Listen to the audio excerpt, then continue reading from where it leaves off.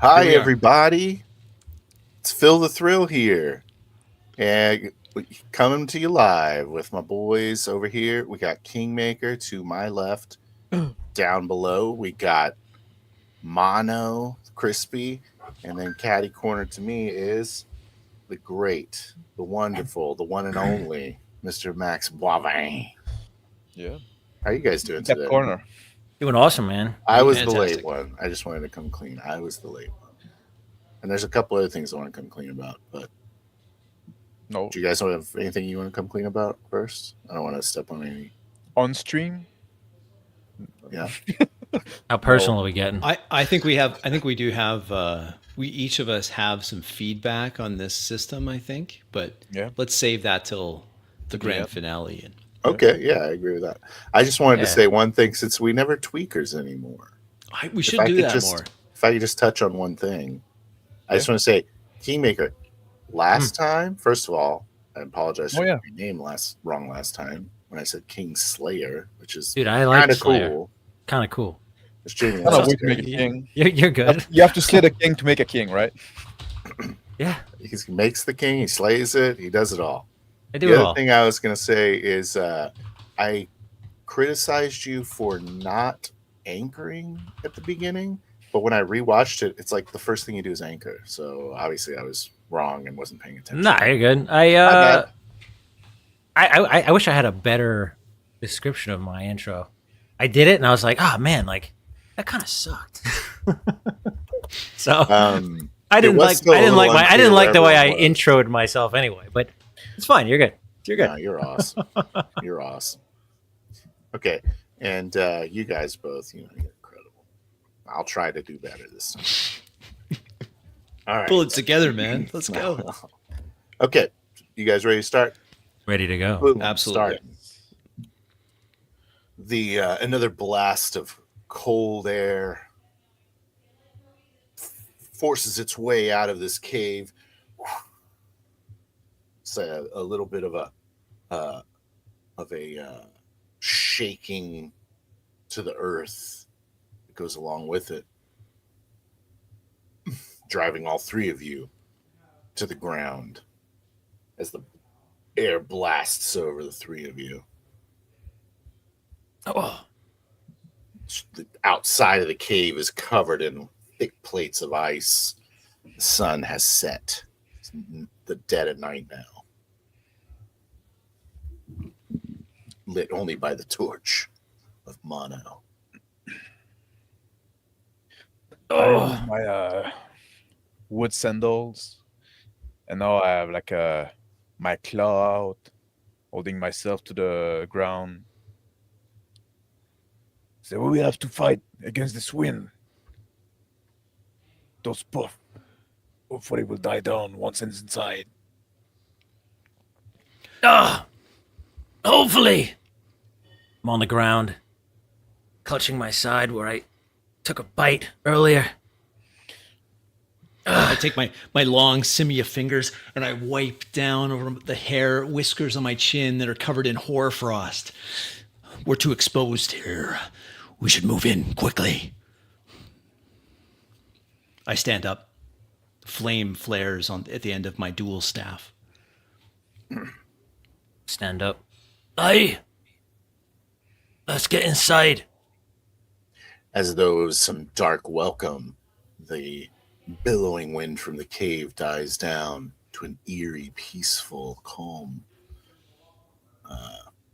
Does nothing to ease the slipperiness of the brief ascent into the tunnel.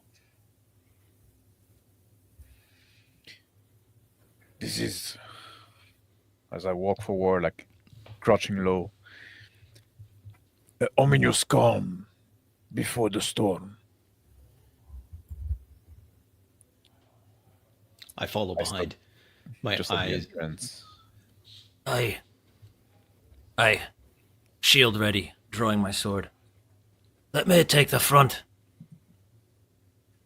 Mono, can you give me some light? Just stay close behind. I walk forward into the cave. I hold the dual staff up. The light flares brighter. illuminating into the mine entrance. Thank you. Shield raised. Some soft powder litters the floor of the mine entrance. Very slippery on the ground. Inside is a larger chamber. Looks to be it's held up by some stone blocks that have been magically stone crafted into this entrance to reinforce it. I put one of my paw in the powder, and I rotate it a bit, feeling the texture under my feet. A stiff item, some stiff stick inside, something the limb of a man. I push a bit with my feet to expose it. Dwarf, frozen solid, clutched in his hand is a small gleam, purple and white, like glass, but the hue is there. I pointed to Mono. Mono is an arm. Dwarf arm. Let me see. I move up closely. Take the arm. I look at the gem. Arm is attached to the body of a dwarf who has a look of terror in his eyes as he rises up out of the snow, as if still trying to clutch on the gem, even in death. Stepping back, looking around at the columns of stone. Be you ready for anything? This mine gives me the creeps. What have you got back there? Looking back over my shoulder. I move closer to Tolgrim without replying, letting Mono inspecting the body. I take my dual staff with the flame. I place it underneath the hand that is holding this gem. Let the heat from this magical fire melt it a little bit. And with my other hand, I attempt to pry the gem out of the cold, dead fingers of the dwarf.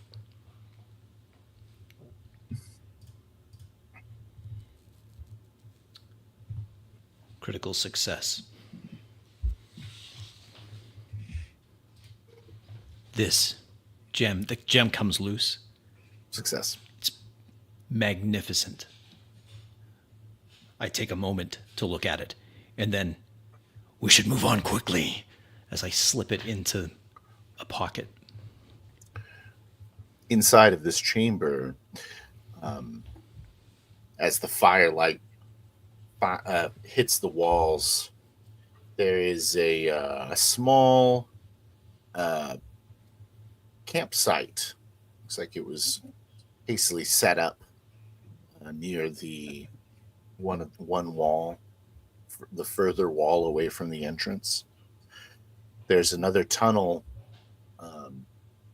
further down. Looks like it goes deeper into the mine. Aye. The hill, and then it looks like the roof goes down into a slope. There is a passage this way, and I see. Looks to be like an old abandoned camp. I walk towards the abandoned camp, kneeling down, my hand brushing the snow, looking about to see what I find.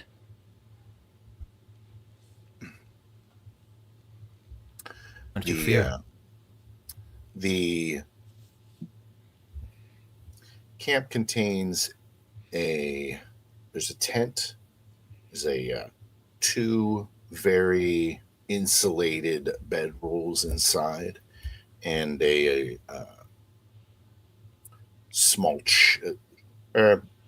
medium-sized chest, maybe about 10 gallons, sitting off to the left. The camp, wide open, with a single imperial crystal fragment inside. I'm smelling the air. The smell of like char flesh reached me a bit, and then, like my mouth opened a bit. I turn around to Mono. I say, "What did you find? Did you see any wound?" No wound. The cause of death was cold, frozen, stiff his blood was in his very veins. We'll find only death here. We must go deeper to the cause of this. I start walking towards the small round before it goes into the tunnel beyond. The staff disturbing the snow as I walk. Walls on the tunnel have hooks or some sort of hoop, like some hardware where it's like screwed into the walls with like a big ring, and those are placed periodically down this little tunnel. Heads to the right and looks like it goes down deeper into the mine. I turn from the it's about 10 feet ahead is when that turn starts to go down deeper. Turning from the camp, I 2 sleeping bags here. Must be the remains of the miners' base camp. Mono, what do you see down that path? Only one way, it seems. As I walk towards Mono. I'm going too close to the one of those metal ring in the wall, and I'm just like playing with it a bit with my finger, lifting it, letting it fall, contemplating it. I hear the click of the iron ring hitting the stone behind it. My eyes focus in on that ring. Keniko, you have some rope? Thulgrim. Aye. The footing here may be treacherous. We can use those rings. Aye. One moment.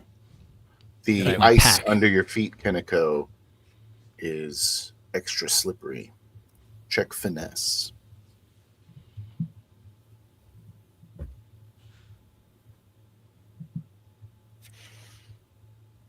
Mm-mm. 12 with fear. Success. One of my feet like start like going a bit, and then I catch myself up. I say, Aye. "Be careful. The path will be treacherous, very slippery. I grew up on the ridge. I am used to slippery path." Standing by the hooks in the wall. That will be, Keniko. Be careful. I pull the pack off my back, unfastening my rope. We'll use this as a guide down, keep us from slipping. We'll tie off, anchor it to the hooks, each of us. As I begin fastening. I start moving forward without waiting for the rope. Caution, my boy.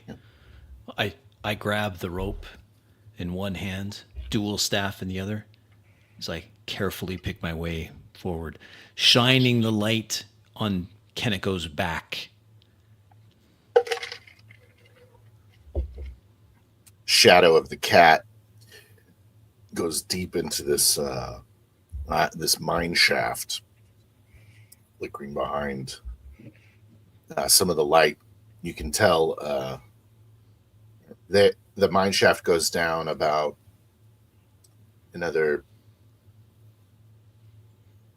30 yards. These rings have been placed in regular intervals all the way down.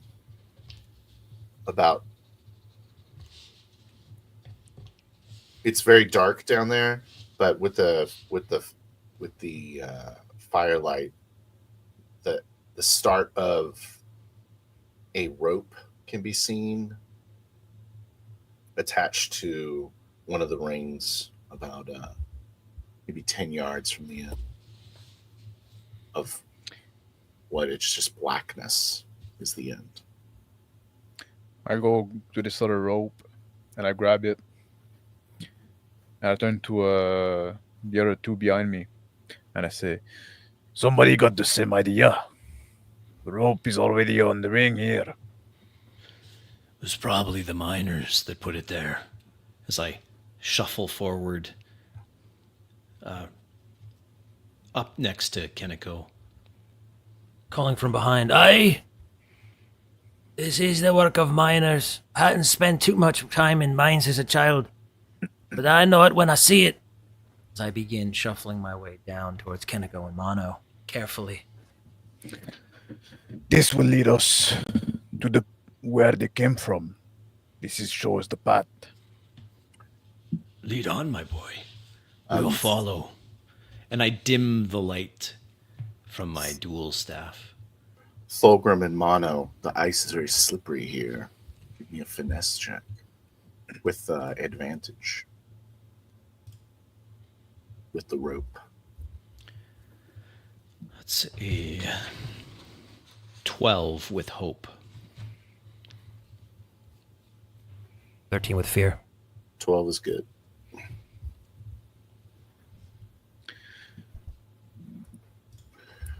But a rumbling begins, similar to the rumbling that happened outside prior to that Arctic blast. Brace yourselves! Quick, in front with your shield! I let go of the rope and I slide down, attempting to get in front of Mono on the ice. I'm grabbing the one end on the rope that the miner left and the other on the ring itself. And I'm crouching down. I come in behind Thulgrim and your shield, and my eyes flare with fire as I place the dual staff, bracing it behind the shield, and heating. The shield starts to warm up. Next check with advantage. And the anticipated cold blast of air starts careening up this mine shaft, blasts into Thulgrim's shield. Ah! Hold. Something's coming! Shield out. Wind blasting around my shield. Depressive. Check strength. Remember to add your advantage. Hope. 22 with hope. The cold is whipping around Thulgrim's shield.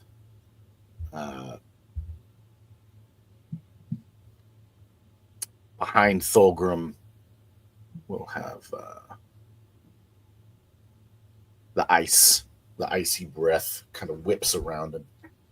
To freeze your extremity, the edges of you, Mono. The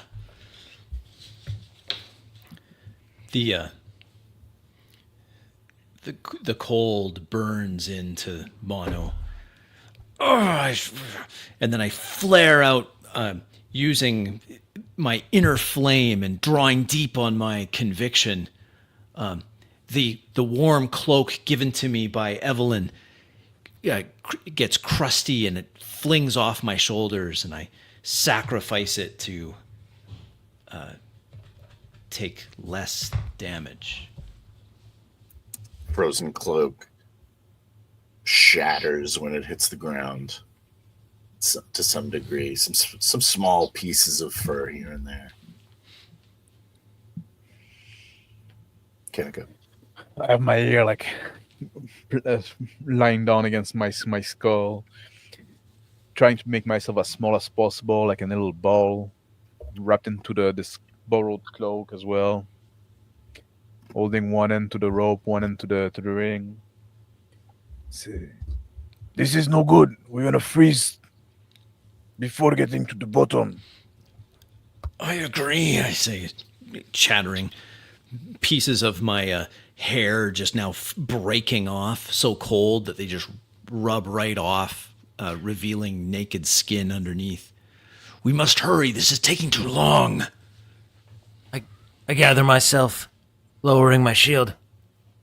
Yes, we better get to the bottom as soon as we can. Wherever this blasted cold is coming from, it'll be the death of us. Mono, thank you. And I nod. Faint noise from further down the mine below you, echoing through the tunnel. My ear twitching. Sounds like that. There's a beast. And I start like holding the rope. I start moving forward down the shaft. Very low to the ground.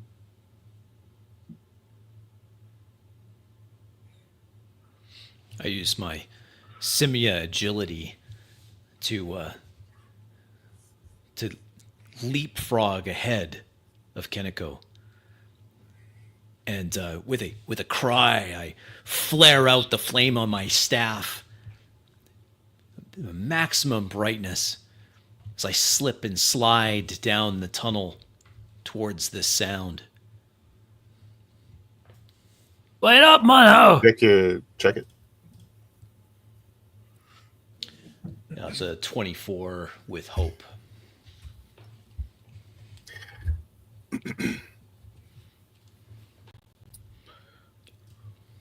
As the light from your staff, as you're sliding down, you see, or there's a head, this like bald alabaster white head with like pointed ears, like a bat, like this. And it sees you as you like slip down, so it gets kind of behind. It's behind you now. I twist the light now casting shadows as the staff moves in my hand. These shadows play out over this. I yell out, "Kaneko, behind me! A creature!" I let go of the rope and I start running toward Mono with one end on my scabbard, one end on my sword, my katana, the other one on the end of the katana. It's very slippery. Yes. And I roll 14 with fear. Success. Running down. At some point, I slipped a bit, and I slide part of the way there on the way down. That managed to catch me up. I arrive at the bottom, a bit of footed, just behind Mono. Still the hand on the scabbard and the sword. As you do, the creature clinging to the ceiling of this tunnel drops down and flaps its wings, disrupting your balance a bit, and begins to try to scramble up the mine shaft towards the entrance. Thulgrim, coming to you! I'm coming! I release from the rope, Through the tunnel, jamming my shield into the ice as I slide down towards my companions.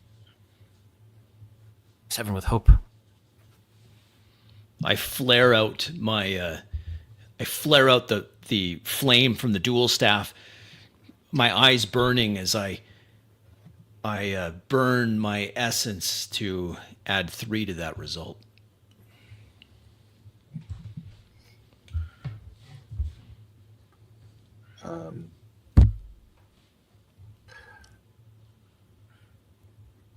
Success. Sliding down, ice spraying from my shield to the sides as I arrive. What's happening? Where are they? Shield to the ready.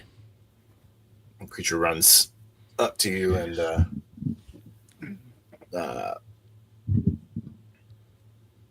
breathes in real deep and then blasts you with a spew of this like cold breath weapon. Oh! You're gonna mark a stress and give me an agility reaction.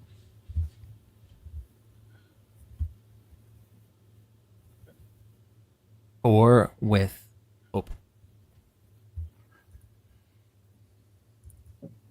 You take damage.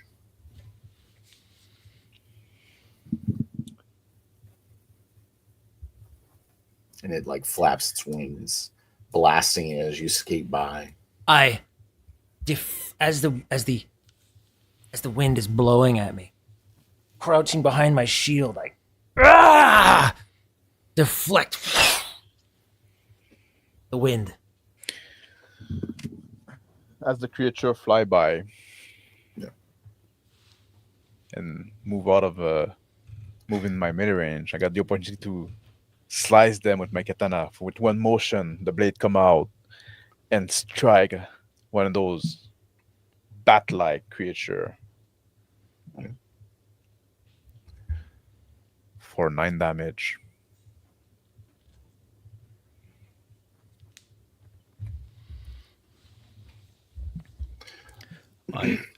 It spins in the tunnel as it's and then grabs onto the side and hisses at you. Starts like running up the tunnel. And I'll try to slash one that is close to Tulgrim. It's just the one. So there's only the one there. Oh. Yeah. Stay close, Keneko. I raise my dual staff. Darkness. And I slam a bolt of fire at this thing on the wall. That's a 16 with fear. 5 damage magical.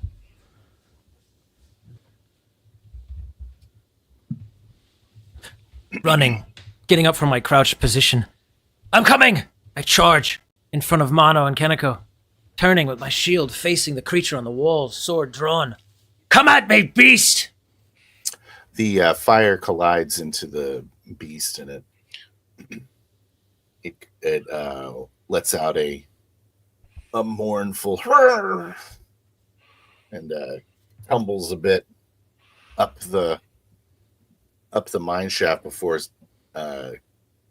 becoming still. Then it begins to start sliding down the mine shaft, gaining speed as it comes towards you.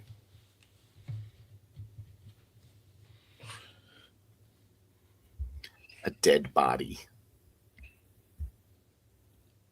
I lower my weapon. I acted too swiftly. Good shot, Mano. Keneko, take its head. We don't know these things. Be sure. I look at the bat-like creature, the creature tumbling down the shaft, and I swing my blade to have the blood drip out, and then I put it back in the scabbard. So we'll get it as we go down. We might see more of those. They telegraph their Their wicked magic. You hear them draw in that, or it drew in its breath rapidly before it blasted us with that cold. We now know to watch for that. After being decapitated, its body stops sliding down, but the head continues to roll down the mine shaft. The sound of its rolling echoes through the shaft, and then shortly after, where the blackness begins, there's no sound, and then you hear like a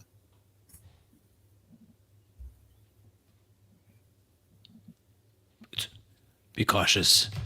There might be a precipice nearby. Yes, Continue yes. quickly. "Hello?" You hear a voice say from the blackness. Thulgrim, is that what, a dwarf? There might be someone down there. Someone alive. Who's there? My hand goes back to my sword handle, my scarab ready to draw at a moment notice. And I crouch down a bit in a fighting stance. I look over to Keniko. Good idea. A weak voice answers back, "Please help." I turn back. Let's see what it is. We're coming to you. Where are you? I put Keep my your voice hand on down. I put my hand on Tulgrim before he leave, and I whisper to him, "This must be a trap. Nothing good could survive here." I nod. Release. I lower my weapons and relax. Yeah. I fear you're right, Kiniko. But if we're wrong... And I look at him in the eyes.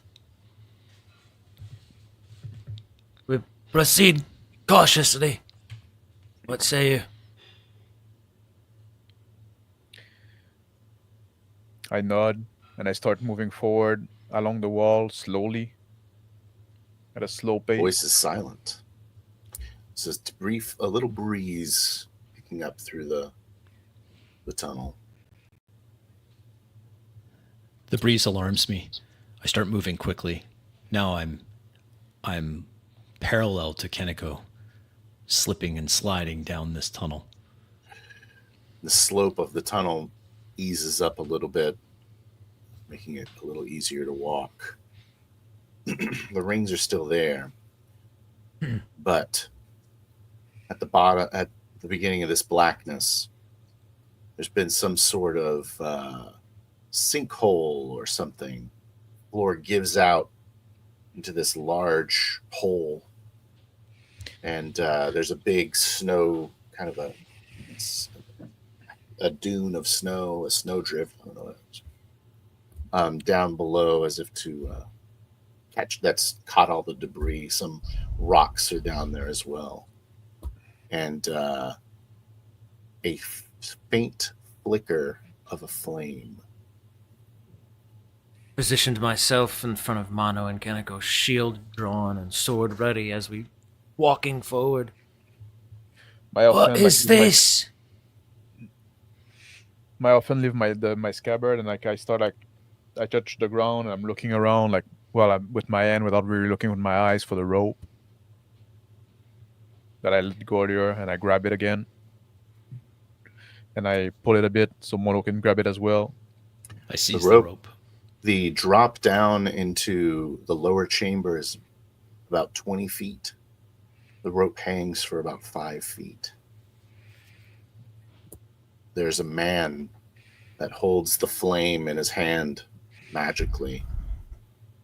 A human man. And he looks up. He's covered in garments, except he's pulled his face mask down to speak up. He's like, "Hello, I need help." I look down, leaning over the edge. Who are you? How'd you survive down there? Shh, please. Don't shout. Aye. There are creatures sleeping here. Dozens of them. I turn back to Kenako and Mono. This is suspicious. How did he survive down there? How long has he been there? I say whisper. The unmistakable mark of the blazing hand shown on his scarf that's covering his face. He's of the, I whisper, he's of the flame cult. The fire magic cult. I recognize that symbol. What are they doing I started walking back up, following the rope, and I'm counting about, in my head, I'm trying to count about like 30 yards or so.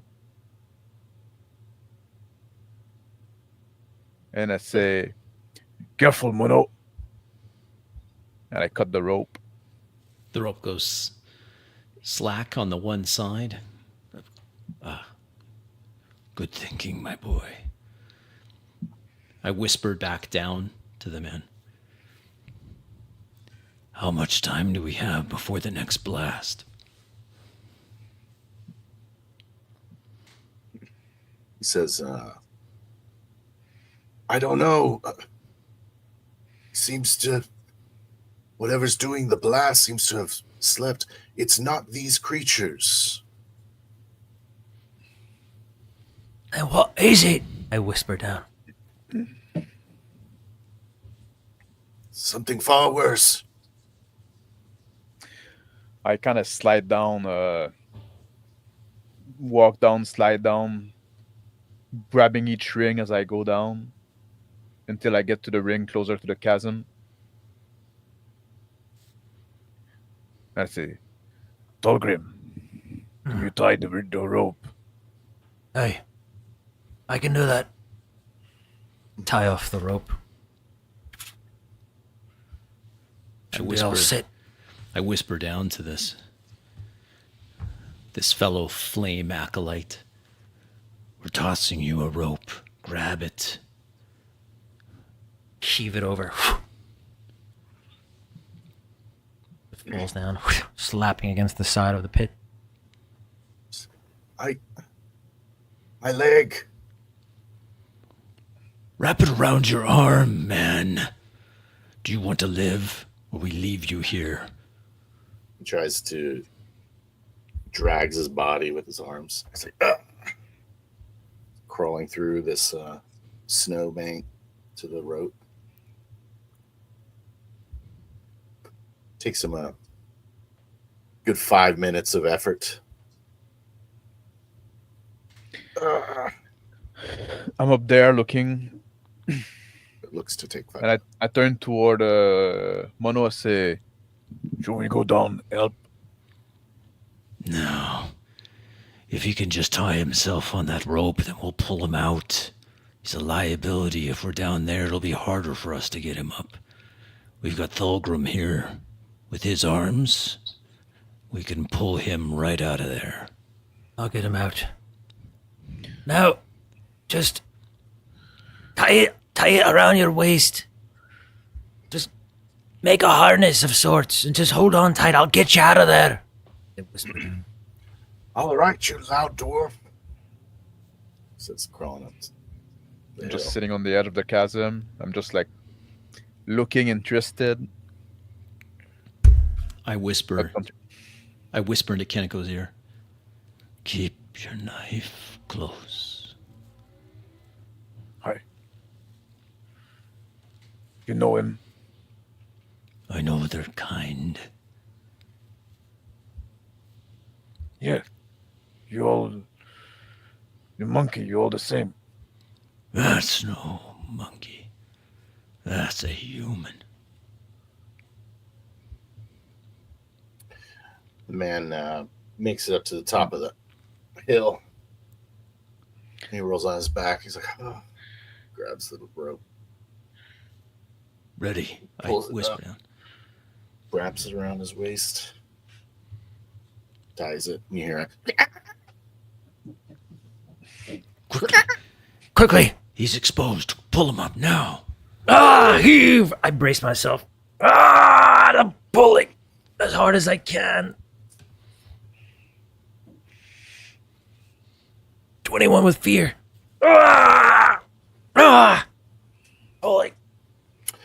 Pulling, but your foot slips. Slippery ice here. Down on the ground.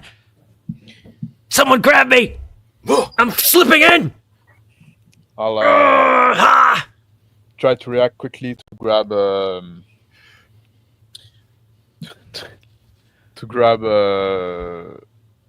Tolgrim and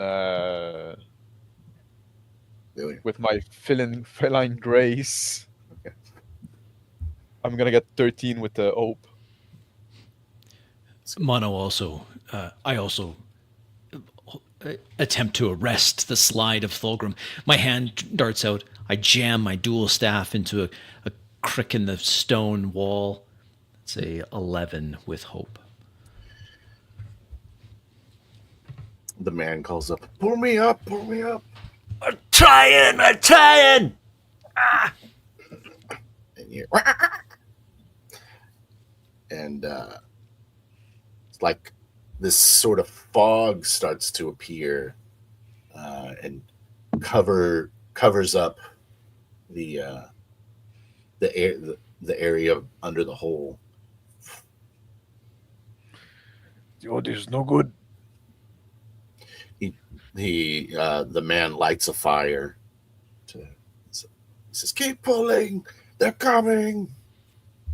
Continue to pull as hard as I can. You Get almost trying like it to- with all my might.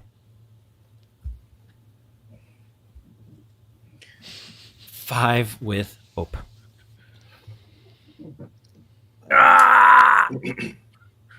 It's very heavy. All of a sudden, you hear him moaning in pain. Hang in there! I put my hand like on Tolgrim's shoulder. I say, "Let him go. It's too late now." Standing there. It's a mercy. Let him go. Drop the rope. I look down. Before you have the chance to make the decision, the rope goes slack. There's no weight on it anymore. A flutter in the fog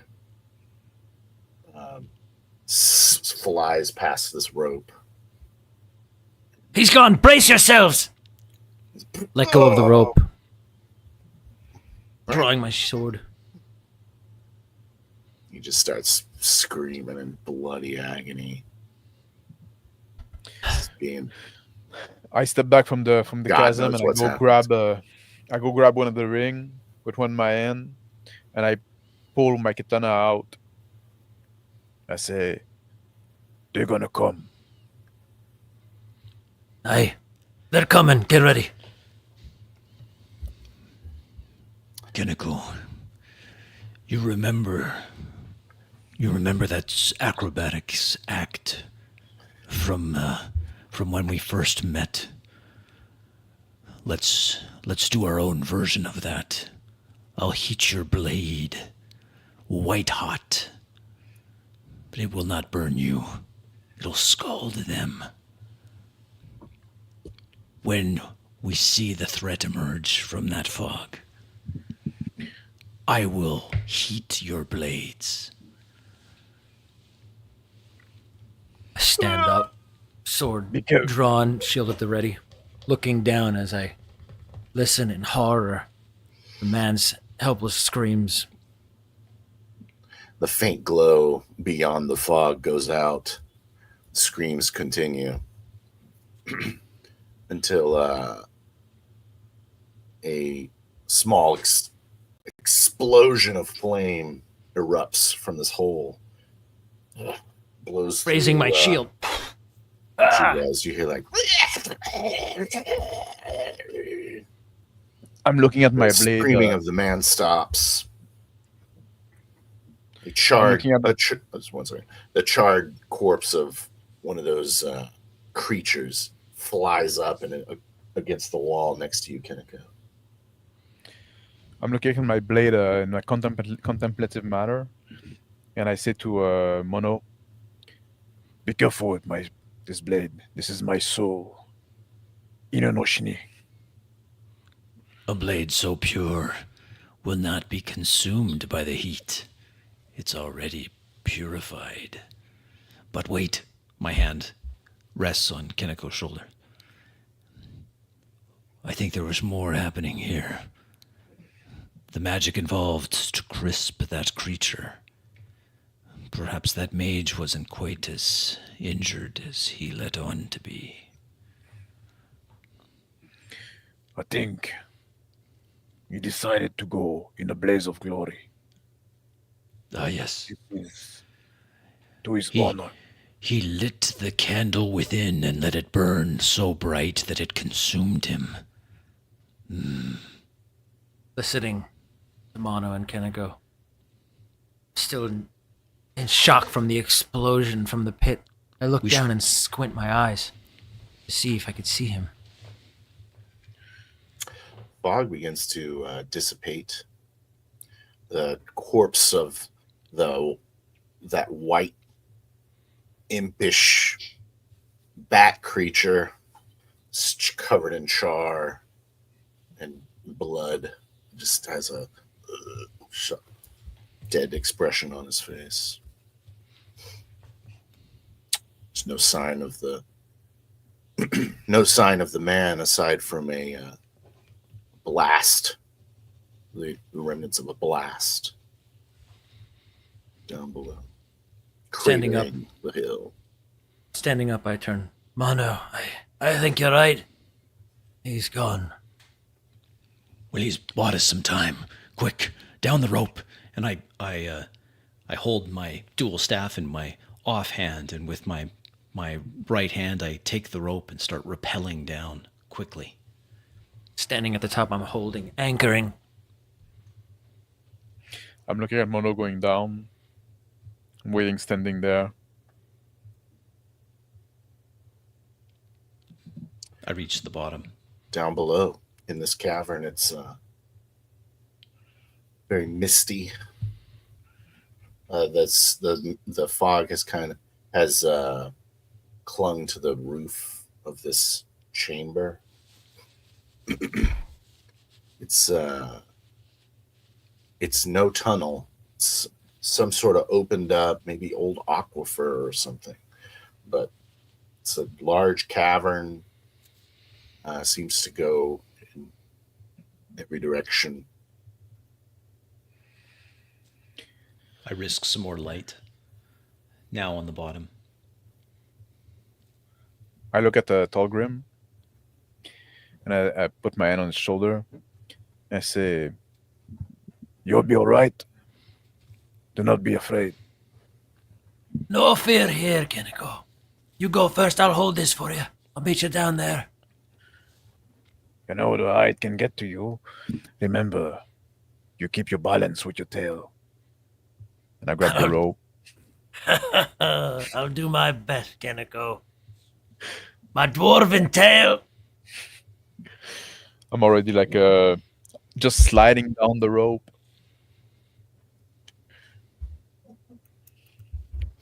I walk over to where I first saw the flame, where this mage had been hiding, and poke around with my dual staff. There's the corpse of a second mage. He's looks like he's been posed with his arms across his chest and his scarf laid loosely across his face. His final resting place. Waiting for Keneko to get to the bottom, I let go, turn back around to make sure that the anchor is tied well into the eyelet in the wall. I'm coming down. Midway down the rope, I jump down and I do a 3-point stand on the bottom of the pit. looking around. I make my way, feet on the wall, coming down. I crouch down at this posed cadaver frozen there. I just examine the equipment there, and then I look back over at Keneko in his 3-point pose. Boy, come here, quick. I walk there slowly. I reach the bottom. Turn. Well, what a mess. Looking at the charred earth around. The body holds a. He's holding a scroll in his right hand, and he holds a staff in his left. He has a small bag next to him. Just a small bit of food sitting over to the side, half-eaten bread. I walk towards Mono and Keneko, looking down, here at the corpse on the floor. Oh! Doesn't look like the bloke that was down here before. Is that another one? Yes, another. I look down at the staff, and then I crouch down and carefully avoid the staff and pull the scroll from his dead hands. I turn around and I go to the body of one of those bat creature, and I take my knife, my tento, and I slice in the body, and get some of the blood on the blade, and smell it. The blade is covered almost immediately with a sheen of ice. The smell has a sulfuric element to it. I grab a corner of this borrowed jacket. I wipe the blade. Claws on the creature are sharp. The wings have blades coming from if the wings were arms, then the thumbs would have like blades. Basically spikes coming off of the top of the wings. And the note, the scroll is sealed with a mark of the blazing fist. My eyes glow as I look over the scroll and at the body, identifying magical auras as I look over. My eyes hesitate on the emblem that seals this scroll for a moment. The emblem glows back, blazoned, matching your eyes, and the seal melts, drips off, leaving the scroll clean. I unravel the scroll and examine it. Inside, it reads that there is demonic influence once again attempts to corrupt our world. The ignorant have decided to attempt to utilize this power once again. They will not extinguish the light of the world. I'm just standing next to Mono, slightly behind him, silently, just waiting to be noticed, not bothering him. I'm standing offset towards where the cavern opens up further, on the edge of the torchlight, the staff light. keeping an eye and peering into the darkness, shield at the ready and sword at the ready, looking for any signs of threat. Critical success. A bit of the mist ripples with the breeze, and there are the alabaster backs of many of those impish creatures clinging to the ceiling of this chamber. Their spines well defined, each hump. I maybe another 10 that you spot in front of you. Hey, guys, I whisper back, looking back with my hand. Stay quiet. I turn around and then notice Keniko right behind me. Keniko, these men that died, I pass him the scroll. It looks like they were men of honor. When he says that, my ear perk up and I get interested. And I hold the scroll far in front of me and I unroll it. Then I bring it a bit closer so I can read it. Read the note. So, they were trying to seem their goal aligned with us. Yes. And he did say that there was something much more dangerous than these winged creatures. Maybe something else that dwells in the cold. An ice demon. That is our target. I hand the scroll back to Mono. I said, those creatures, they have eyes for blood. Maybe I cut they're one kin. with a knife. I'm creeping back slowly, facing the opening in the chasm.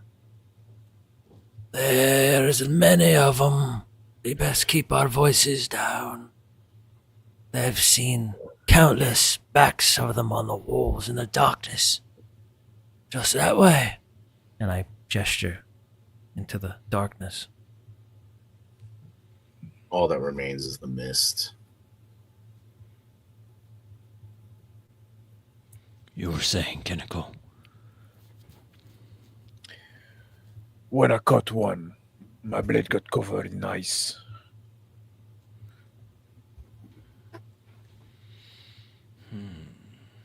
That's strange. Looking at Keniko's blade.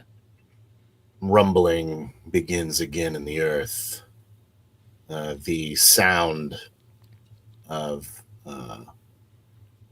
the Arctic breeze, the Arctic wind comes from the west. Quickly, we must take cover. There are those boulders from that sinkhole cave-in.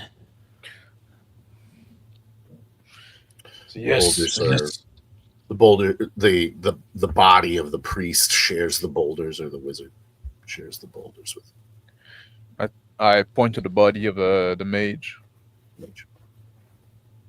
And I'd say to Mono, like, maybe grab some clothes. And I go to the... I place one hand, I rest the staff, very dim light from the magical flame on the top of the staff. I rest one hand on top of the cloth covering the eyes of the dead mage so that they are not uncovered. And then I pull his winter coat off with my other hand, wrapping it around. Walking over, I stand beside Keniko and Mono, shield at the ready, looking into the mist. The Arctic blast begins coming through that large cavern, blasting through past everyone. Goes up the hole and out of the... I go I go hide behind Tolgrim and his shield, and I say, "Let's all huddle." And I also like bring the cloak that I have close with my head. Give everyone a stress.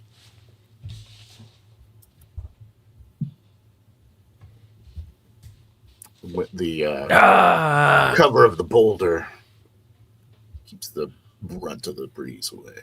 Shield over my head, trying to shield Mono and Keniko as well from above. Thank you. Now we know where it is. It came from the west. That's where we must go. We Yes. must finish this job that these mages started and failed. While we make our way there, we'll have company. I've seen them out there. They're in the they're in the mist. Beyond the mist in the darkness. Perhaps the mist will help us. We'll move quietly. Yes. I stand up, walk towards the direction, preparing. I'll take point. And I wait for Mono I and walk Keniko. behind Tolgrim. I draw my sword out, rest it on my shoulder. I walk at the end of this small procession, my dual staff held like a spear in front of me. Just a little bit of yellow light. Very faint. So, either finesse or instinct. Instinct. Everybody. 15 with fear. I shiver in the cold. 10 with fear. 15 with hope. That's cold. 17. My mistake.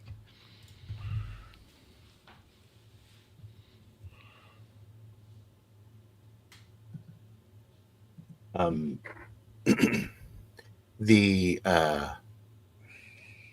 crunch of ice crystals under your boot, Fulgrim, Damn. is triggers one gleaming eye peering down at you from the ceiling as the impish, the frost imp looks down at you. He goes, Then- Sorry, I guess I rang the dinner bell. Get ready. More pairs of eyes glowing through the mist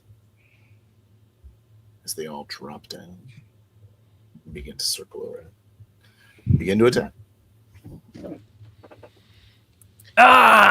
Lunging forward at the closest in front of me. I strike my broadsword into its chest. 18 with fear.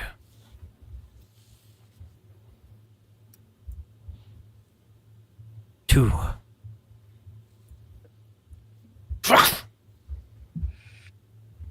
Sinking it into its side. It flies past. Kind of spins a little bit. Keeps its trajectory, but makes a wide arc around. Stay close. The four bats circling.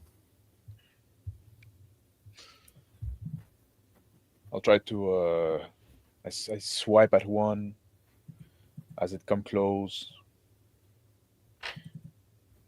That's gonna be a critical success. So I'm gonna do 8 Just kill plus. I'm 18 damage. Right. Yeah. This is, yeah. What? It's dead. So I slice one in half with one quick motion of my katana. I take 2 large steps away from Keniko, flare the dual staff bright, and swing it like a beacon over my head, attempting to draw the the remaining flyers in close. My other hand surreptitiously under my cloak, ready for an attack when they're close enough. The split in half Frost Imp. His body continues to fly past Kineko. We lost your sound. Lost you.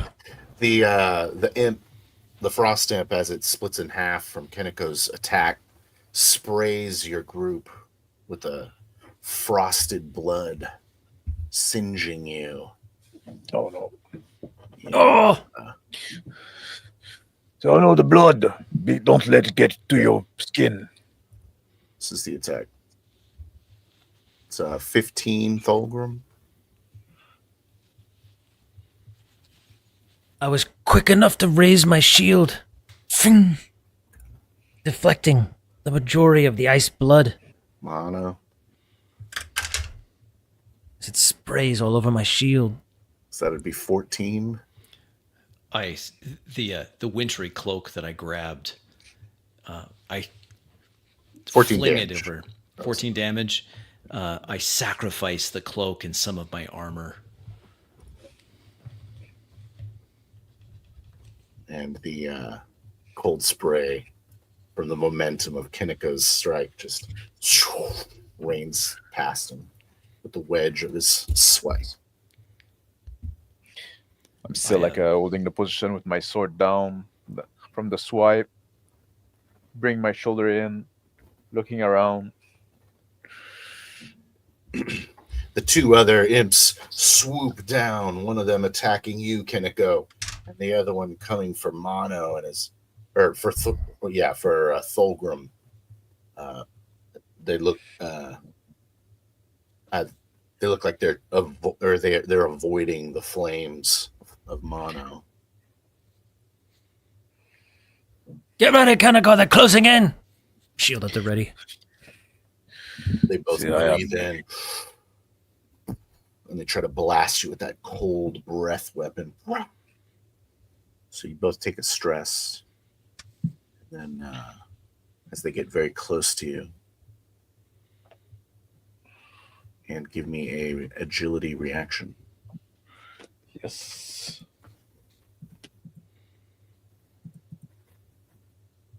"16 with fear." Okay. 21 with hope. Shield raised. Take 4, Thulgrim. Take 6, Kineko. Deflecting the... So they just blast that whole area with this frozen mist. Yeah.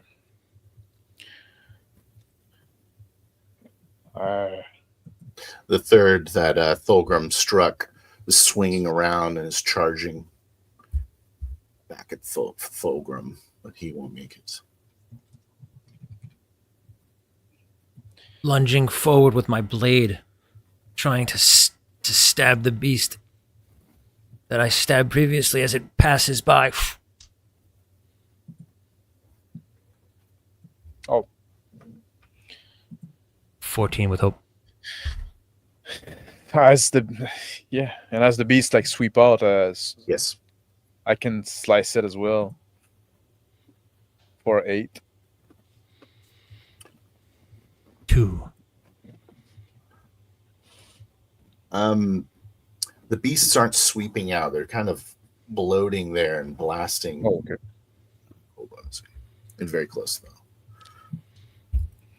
2. I yell out. Now loud. I make a ruckus. I taunt them. Again attempting to draw in close to me. My taunting is a 17 with fear. They both are very receptive to your taunt, and they glare at you. Speaking in some dark tongue from the depths of hell. Kinnick. I go and I try to do my whirlwind attack when I swinging my sword around, hitting the first creature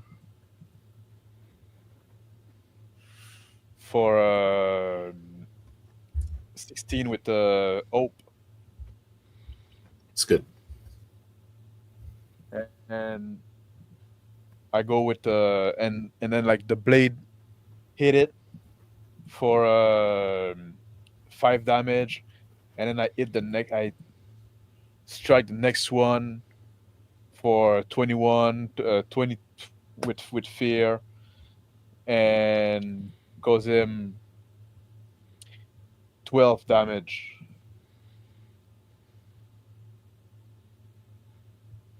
You know what? I'm gonna use a Slayer dice, so 17 damage. Dead. So I strike the first creature, a weak blow, but then I turn around my blade and slice the other one and get it like right in the neck and wing, making it fall on the ground. With fear once again. It's poison skin. It's poison blood showers the group.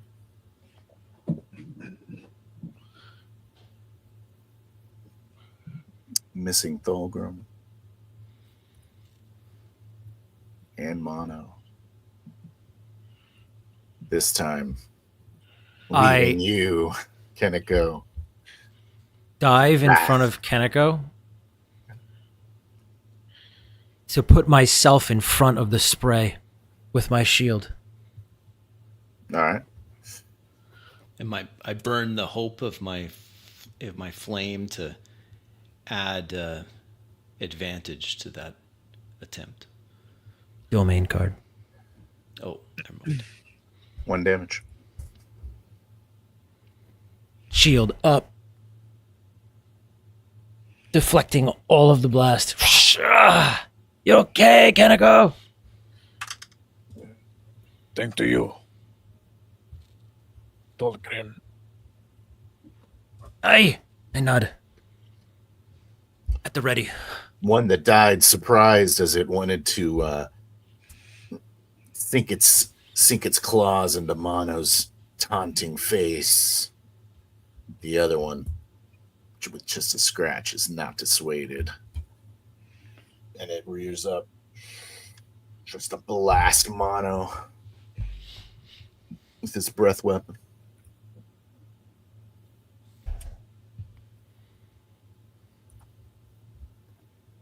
Take stress. Oh, I'm sorry. Take a stress and then give me an agility reaction.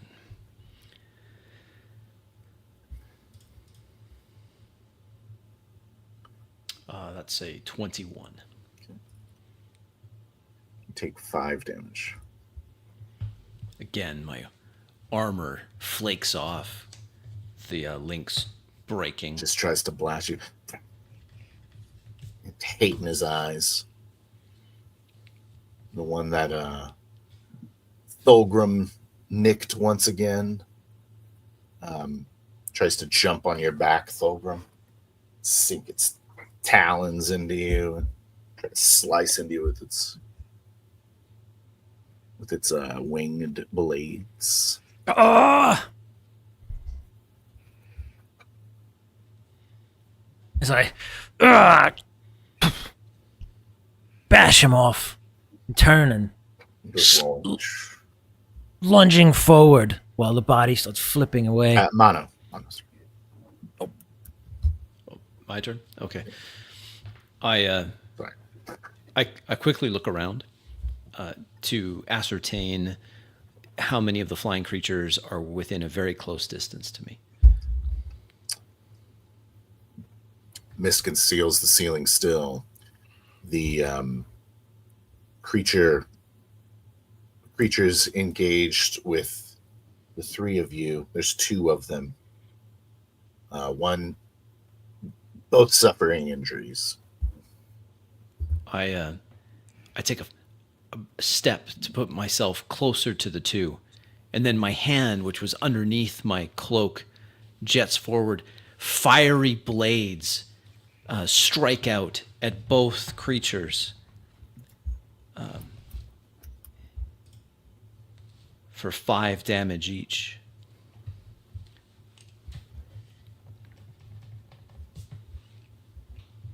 Killing one, wounding the other.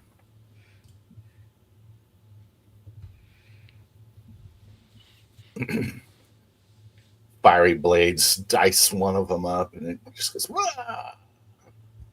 Doesn't spray its blood as it crumbles into a pile. The other shrieks in fear, begins flapping its wings, tries to fly away past Kenka. Oh, as it passes by, I'm gonna slice it with my katana. 7 damage. Dead. And I try to duck for the blood, the spray of blood. It goes spraying off. Stumbling eye. Sword and shield still at the ready. Some small Everyone amount of all right? splatter, nailing Fulgrim's shield. Pelting off the wood. Quickly! We must continue! Looking up and making my way back towards the direction we're headed. I say, try not to awake more of them. And I look at my blade. Rust forming on it.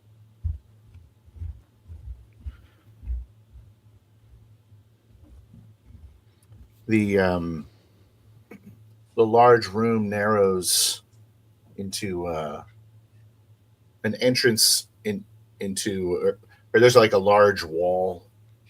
It kind of divides it into a secondary chamber. About 20 feet ahead. I move forward. As I move forward, I'm limping, favoring my left side. It's dragging my foot a little bit. Walking, Mano, are you alright? I'll be fine. One of them got you. Just feel cold is all. I'm lingering back a bit, and I pull out my comb out of my kimono, and I'm brushing the fur in my neck, looking at the corpse on the floor for a minute. Then I come back to my senses. I look at the other guys going forward, and I kind of jog behind them. Oh no. I've got another potion in my pack. I know you gave me one earlier. Will this help you? I won't turn it down, friend. I pause and I unsling my pack, placing my shield back in its scabbard first. Rustling through, I pull out a red vial. Here, drink it. I Hand I reach out my simia hand. Sections of the hand are black with frostbite. So I take it and uncork it, drink it back. Warmth. Aye. Your hands. It looks pretty brutal. I'll be fine. As soon as we get out of here, let's finish the job. Yes. I look at Mono and say, do you think those are the creature that got the miner?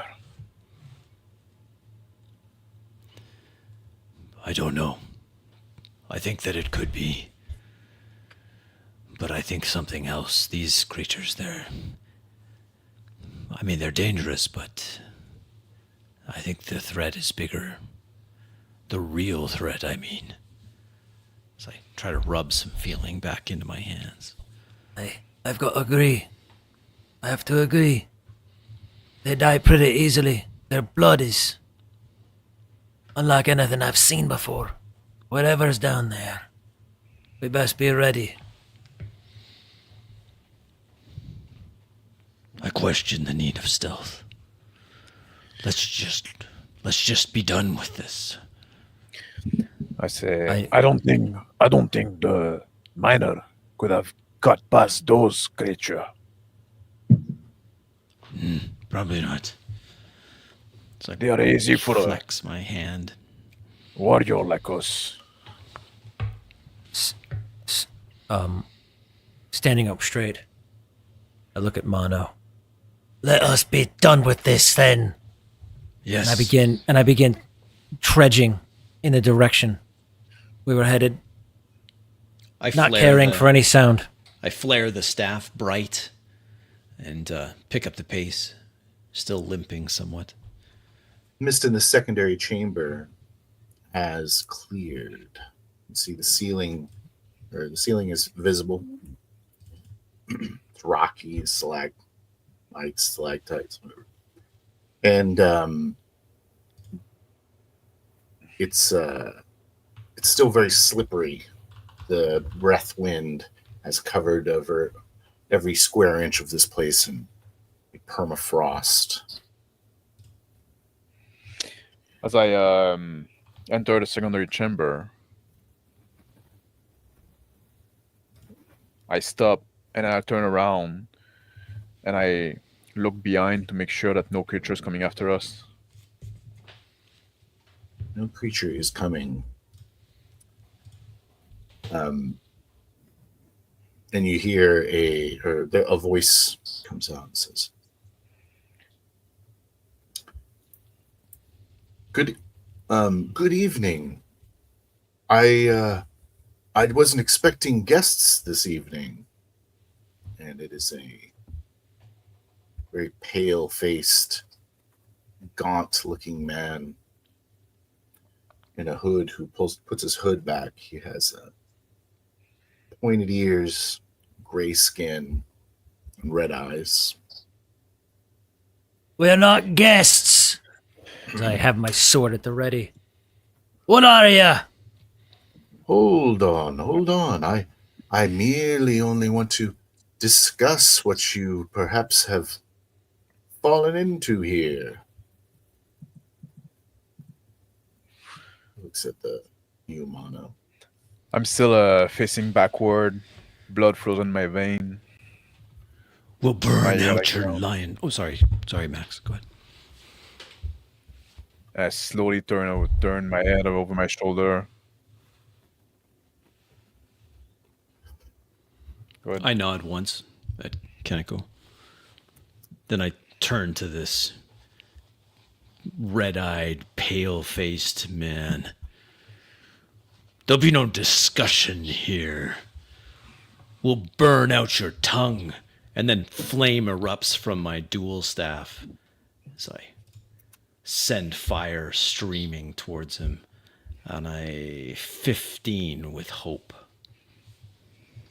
His body turns into a mist as the fire passes through him, and he recoalesces nearby, and he says, I urge you to listen to what I have to say, unless you're so eager to throw away your lives. I'm sure my pets would be happy to feast on your corpses. My name is Baron Tulath, and this is my chamber. I turn around. We're just going to end the session there, if that's okay. Unless you want to give it to me. You can get the last word. You get the last one. Who am I? I turn around and I say, what are you? I'm going to end the session there. I guess you should answer. Baron Tulath. Got it. I told you, Baron Tulath. Weren't you listening? Jesus. Right, so sorry about that, Max. What threw me off is that Phil was like, he says to Mono, and then I'm like, okay, I'm going to go in. So my apologies. We'll talk about it. Let's talk about it. Let's talk about it. Talk about it. Did you feel like you got talked over a lot this time again, Max? Yes. No. It's not that I get talked over, but I think like we need to be careful not to take double turn, right? You had a turn, then like somebody I had else a do that, lot then of you take a turn turns. again. Yeah. Yeah. Sometimes I see that being a problem, and I try to keep my turn short, right? I do like one small action, stuff like that. When you guys after that do like a long stuff, and then you do some back and forth stuff like that, I say, well, now like I did nothing, and it's I guess with Kaneko. Can you give us an example of that? Like, I'm trying to understand that. I just needed an I example. don't remember of that it. happening either. So You don't remember that happening? No. Well, I guess you wouldn't notice if it's not happening to you, right? It's like the kind of thing that you get a bit sour about. Sure. But it's sometimes like if I just like go reach for the rope and hold it in my hand, right? Yeah. That's something that take like a second, right? And then you're gonna do something, and then like then Phil is gonna reply, describe what's happening, and then you do something else again, right? Just like I forgot what is exactly, but I'm just like, well, no, I'm just like, and I guess like with Kaneko, I was him a as little confused as to where everyone was in the mine shaft. Yeah. Like, well, that's also a problem because like when order. there's like those long turn going on, right? Mm-hmm. And then like you moved a lot during the turn. You moved a lot during the turns, and but nobody else got to do anything because if you like, and who's you?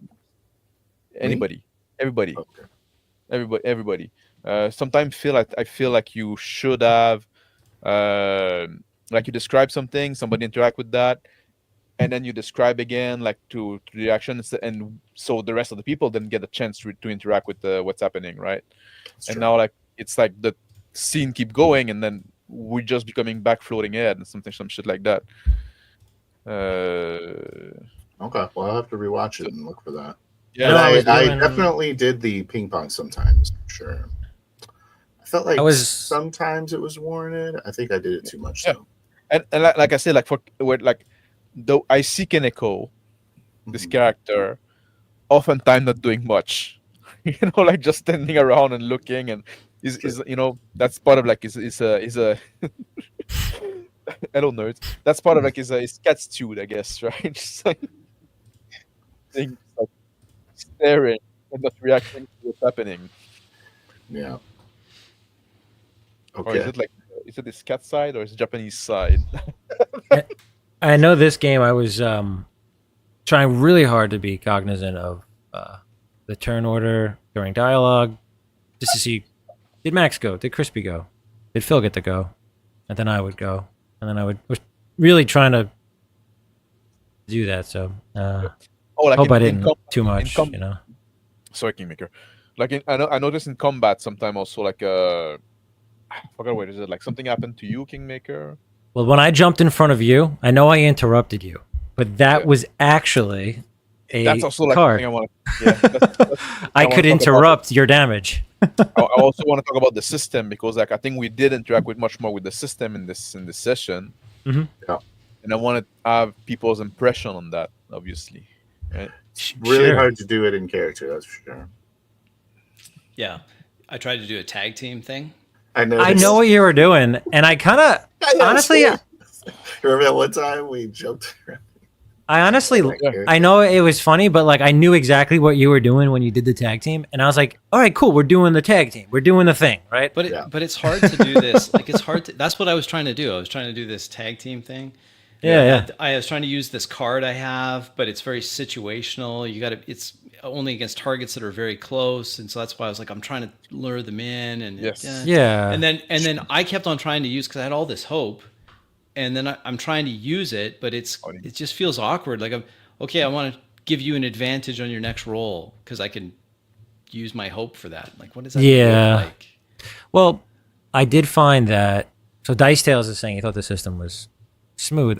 I have to agree. I from my perspective, I know you had spells, Crispy. Yeah.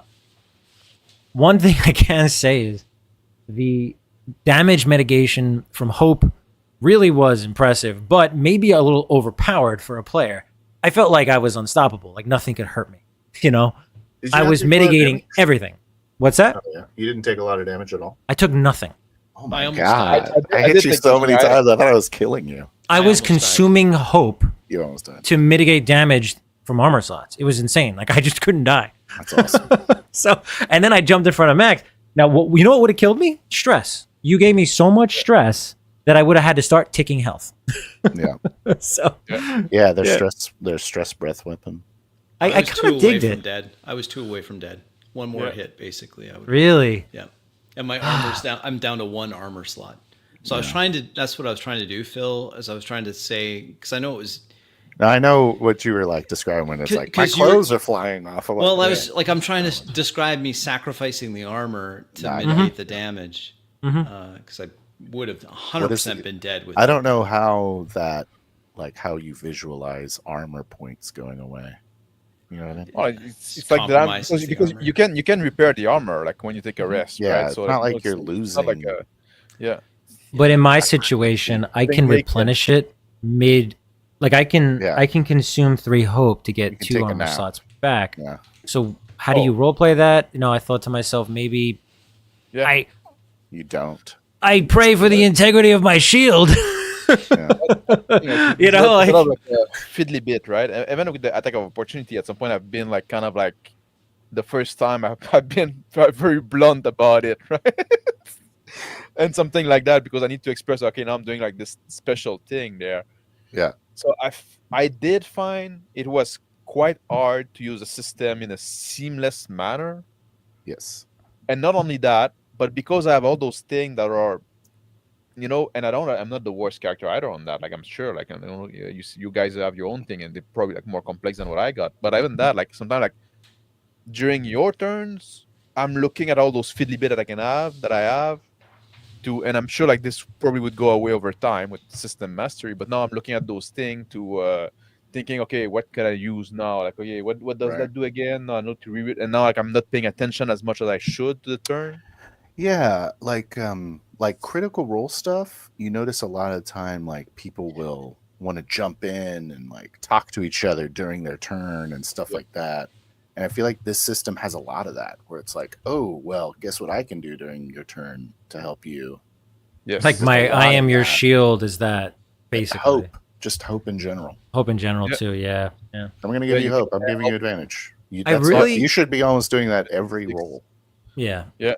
I liked when Crispy gave me advantage and he heated up my shield. I was trying to do I knew what you were doing. I in the moment, it was in my mind, my mindscape. I felt it. It was good. Yeah.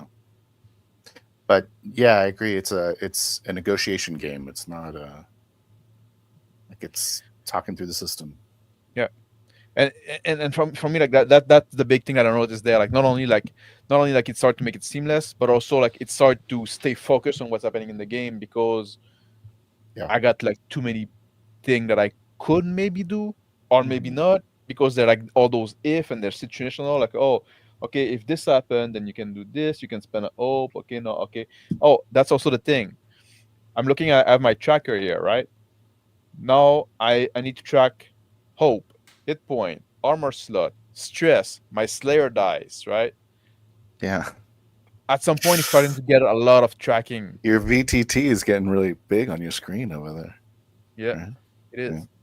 The other thing too is what I noticed sometimes. Show Phil, you would pause, like we would just say such and such with hope or such and such with fear, and you'd wait for us to do it. But I found myself more often than not, I would just wait for you to like. I don't know, man. Just like, what is fear going to be in this? I don't know. It was because we left it a little bit ambiguous. I was like, if you guys describe fear enough, then I won't do anything. Yeah. Then it's like, so I was kind of waiting for you to describe it. I know you were, and then I was just like, man, okay, I got enough things I'm worried about. It's like, but that's the thing too, right? It's not a great social contract move. No, but it's also like it's weird. Like, oh, you succeed with fear. Yeah. Like oh, I'm sliding. Yeah. But I succeed with fear. What does that mean? Do I like, you know, if I slide down, I'm like that, then I didn't succeed, right? Right.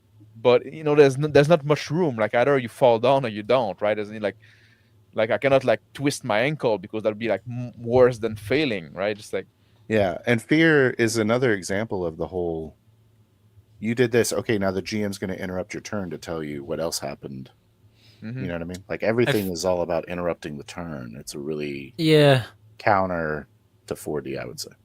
I feel like in regards to Maxie sliding down and succeeding with fear, but I think maybe like letting players narrate their fears in this game doesn't really work. The GM has the fear points, and like they could say you hit the ground, you successfully get to the bottom, you passed with fear, but the sound echoes through the chamber. Yeah, but then maybe that disturbs shit. I don't know. But then I'm like doing stuff that you might like. It takes away a little of the agency, right? Like potentially, because if either I can make you do stuff or I can't. And if I can't make you do stuff, then it takes away a whole category of things that fear could mean. Yeah. I guess it's true. I could have like, succeed, but like I almost fall. I catch myself up, but I yip. Or I dropped something. I don't know. If I don't carry that much. If I drop something, then again, like what I drop. Just drop your sword. Yeah. Exactly right. It's like a big. 50% of the time you're dropping your sword. Yeah. Every time you get a fear, sword's on the ground. Like what I'm saying is like there's not a exactly. There's not a lot of there's a lot of situation, right, where it's like you succeed, but like a lot of situations are kind of binary in a sense. I feel like it's like I'm not like this. You succeed, but with fear, it's like okay, it become like almost an asshole, right? And now I have to. Take me out of my character because now what I cannot be in the moment. I have to think about this what would be cool now, right? Just like, that's a really good point too, because you have to think about how the fear affected you, and that's a very out of character thought, a very out of the moment thought for sure. Yeah. And like I'm not opposed to like my character, like when I come, I run to the chamber, I turn around and I hear a voice, right? Yeah. Like I'm okay with like I being like frozen in fear for a second, right, and taking a turn, not doing much, because I didn't expect a human voice there, right? I didn't expect somebody to speak. Like I'm okay with those kind of like narrative or like in character, like I'm in the mindset of my character, and like I'm just like I'm not expecting that, and now like I'm just like that's real scary. But for every role, it's becoming taxing. I agree. And a total distraction that keeps you away from being immersed. There's a lot, it's being billed as this kind of rules light sort of thing, but I would not put this on the same tier as Easy D6 for sure. There's just so much meta currency changing hands all the time. There is a lot of meta currency. It's as complex as D&D, so there's more like fiddly things to keep track of. And we're supposed to know how much fear the DM has. Like we're supposed to be like, well, why would I know that? How would I know that? Like because I have like little fear cube components or something. Yeah, you're supposed to have like. There's probably like a token for the game. I don't know. Is it in the box, Max? Do you see any tokens? This is for my magic deck. There's no token in the box. It's true. It would be, but there's no token in the box. But like there's a lot of fiddly bits. Like I think calling this game rule light is kind of insane, right? Because every fucking character got those exceptions they can do. So they all every class got their own rules. They can way they can break the rules, right? And what is it lighter than? And yeah, exactly. And the GM got a different. The GM got a different fucking rule set than the players. Yeah, and, like different dice mechanic. It's crazy. Yeah, you're like, okay, it's maybe lighter than something insane like Pathfinder. I'm not even sure if it's lighter. I'm not even sure if it's lighter than Pathfinder. To be honest, it may not be because honestly, as you get more cards, it's basically feats. And I wanted you guys to be kind of high level, and you guys were like, "Dude, we're gonna have like 10 cards." I'm like, "Oh, fuck that." Yeah, you shouldn't do that. Oh, I'm looking at my sheet now, and there's even all sorts now. of things I could have used, and it's like, well, I guess I'm just supposed to be reading my sheet in between turns. Like, no. Yeah. Did You anybody shouldn't even be use? paying attention at all. Did anybody use their expertise? That's my experience. I did not use, and I totally should have. Experience? Is that they call experience, right? It's called Experience. experience. Yeah. And Yeah. Sorry, I call them expertise. I had a Sweet card too. I inclination. should have used, but I had to I spend. didn't use. The Did you use that experience. Kingslayer? I Kingmaker? did not, and I could have used it for multiple times when I got blasted by cold, but I didn't need it. But I could have used it. I rolled didn't pretty use- well in those scenarios, so I didn't You use also my now hear experience more either. goals. Yeah, I didn't use my experience either because like I just forgot. It just like I had too much. yeah.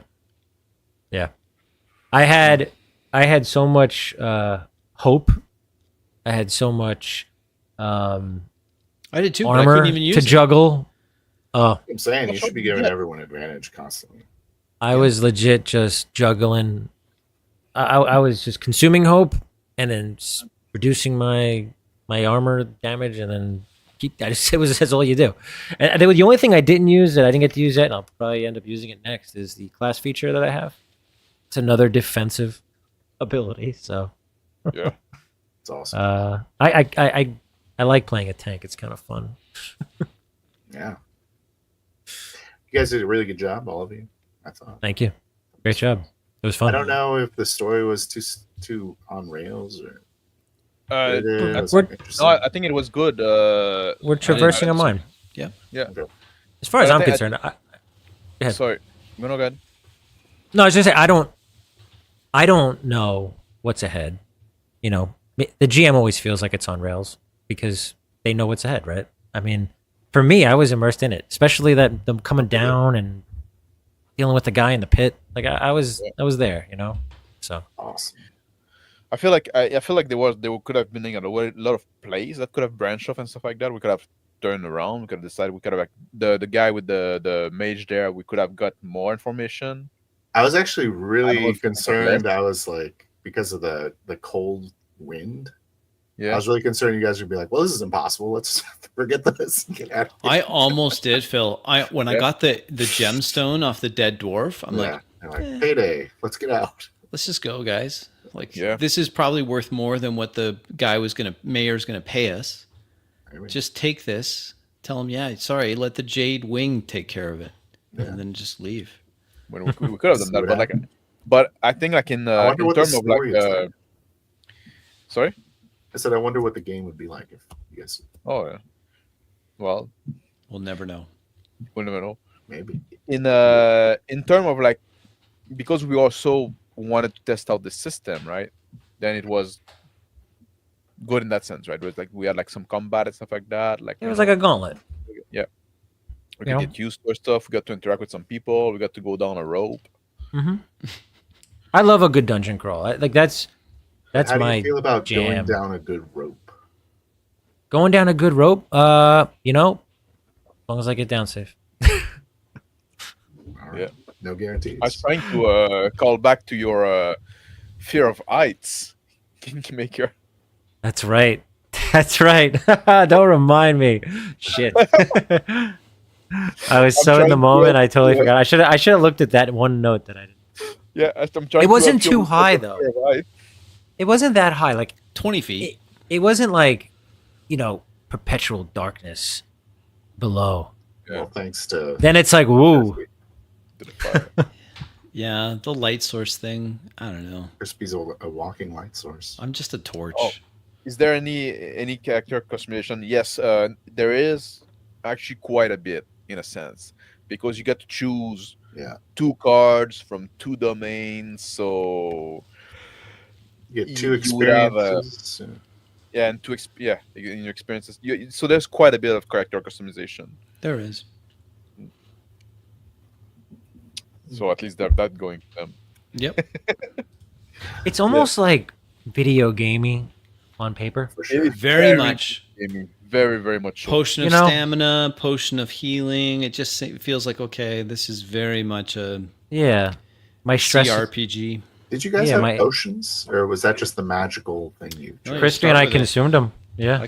I gave one to Thorgrim Where'd you last get time. potions from? I started with it in my Started equipment. with it. Same. Cool. I still say it's a lot lighter than Burning Wheel. Not even sure. I'm not even sure about that. It might be less insane. Yeah. But Burning Wheel, the big problem is like they use like this esoteric language for no reason. Was that the one that you did? Was that witches? Nope.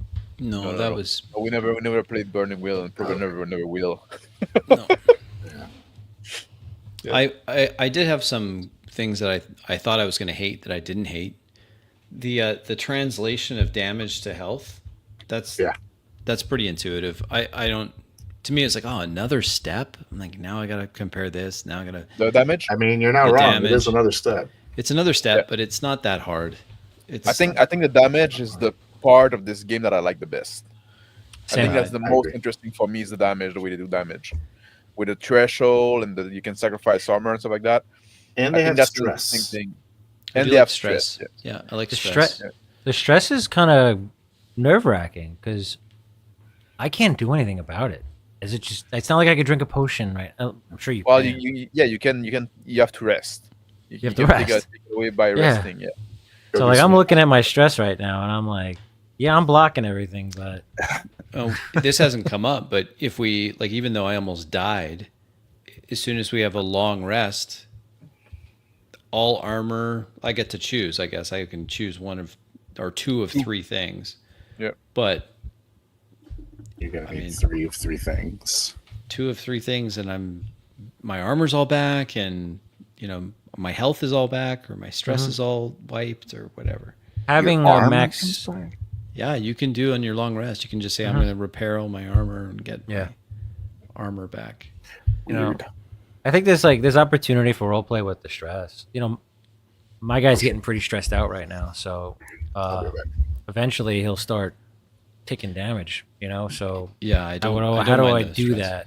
Right? That's yeah, that's a good. That's it's why I have good feature. the comb, my little comb.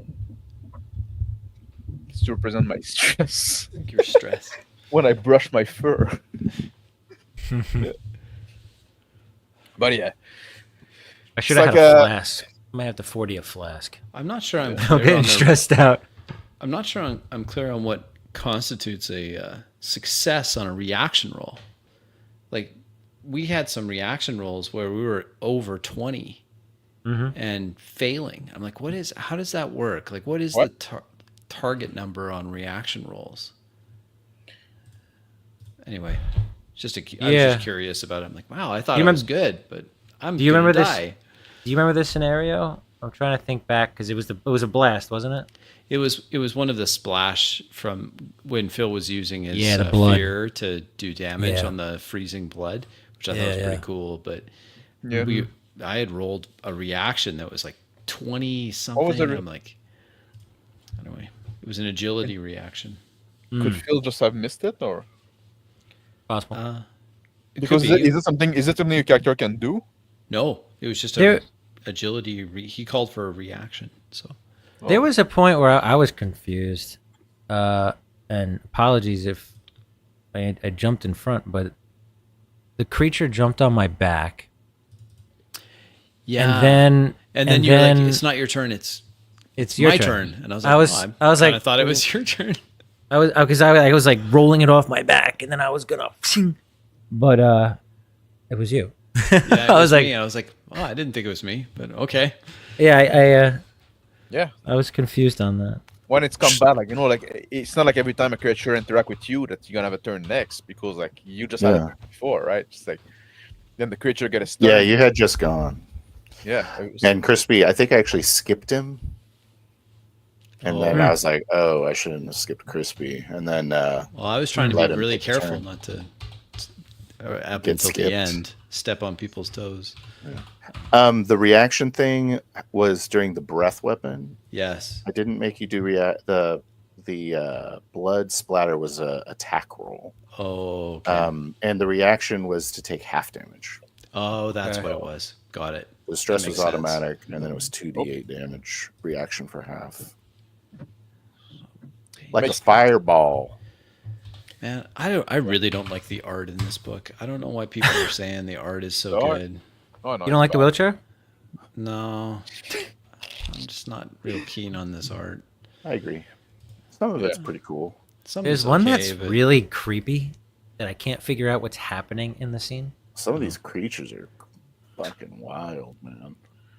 That's good. Yeah. Nicholas, can you highlight the Nicholas list? Oh, okay. It's an assigned difficulty. Got it. Yeah, I didn't know what you guys were rolling either. Nicholas said you can just drink a bottle in matter of second mid combat. Wait, what bottle? The potion. We didn't. It was after combat. It was out of combat. They might be very small. Mm-hmm. It was and I described it as a vial. Yeah. So you can kind of shoot that, right? I was like, it's a shot. Yeah, that's what Anyway, I tried to describe frostbite because I was like 2 hit points away from dying. And then I like that. Yeah. But then I rolled a D4, Phil. That was that healing potion. That's what it does. D4 hit points. I don't care. I know I could get a little better. I don't care. I could steal or die. I don't know. Whatever.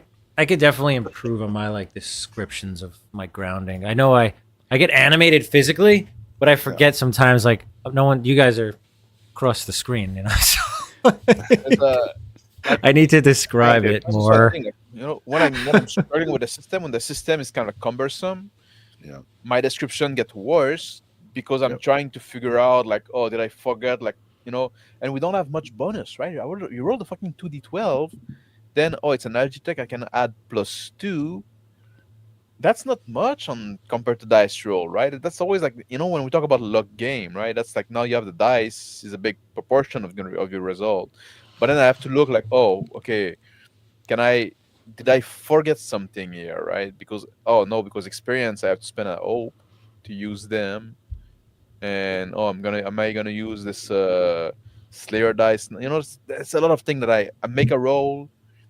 It takes a mental toll. You know, like. I agree. Maybe because I'm too dumb for that game.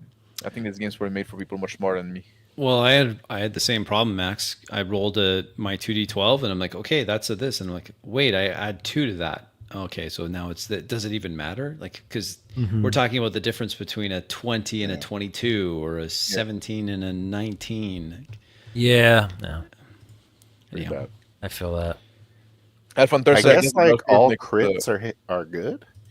Yes, they are. So if you roll crits double are good. 1, it's still like a win. Yep. Any double doesn't matter. From 1 to double. 12. Mm-hmm. Yeah. Cool. You get a hope, and you get, if it's damage related, you get the full amount of the dice for the damage plus whatever you rolled for the damage. So that's cool. Like what Elfantar say, like the bell curve makes up for the small bonus, right? Like not really, because like it just means that if I have a +2 agility, that means like I'm pretty agile. Yeah. But it doesn't make much difference on the roll compared to somebody that has 0. That's just average agile, right? Just like, yeah. Oh, you're very agile? Oh, you gotta be a little bit better than me at that. Yeah, I have a -1. That's a good point. Like if you're not trained at all, so you just do 2d12. Yep. Versus someone who's like, I'm a specialist in this, so I get a +2 on my 2d12. Like, yeah, you're gonna have an average roll of 12.5, and I'm gonna have an average roll of 14.5, right? It's like it's not much difference. I'm not gonna succeed that much more often than you. Yeah. So yeah. So to answer, I am Sly not Blue. enjoying it, Blue Demon. You're enjoying it? I'm not. I think it puts a lot of emphasis on the game master. Like I think the game master's role in this is a lot more.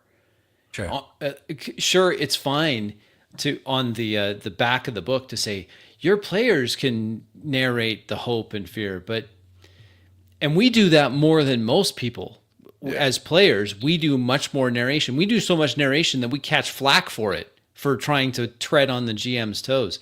But what happens with this is that you have fatigue that sets in almost immediately, because every dice roll has to have this negotiation, or even just an internal, how am I going to adjudicate a fear or a hope on this without it feeling like I'm just trying to win the game. I feel that. Or because something else we like to do is That's a good point. we pre-roll Yep. to describe our actions. So if I pre-roll, it's like, okay, I guess I'm just rolling on my own and generating fear for the GM.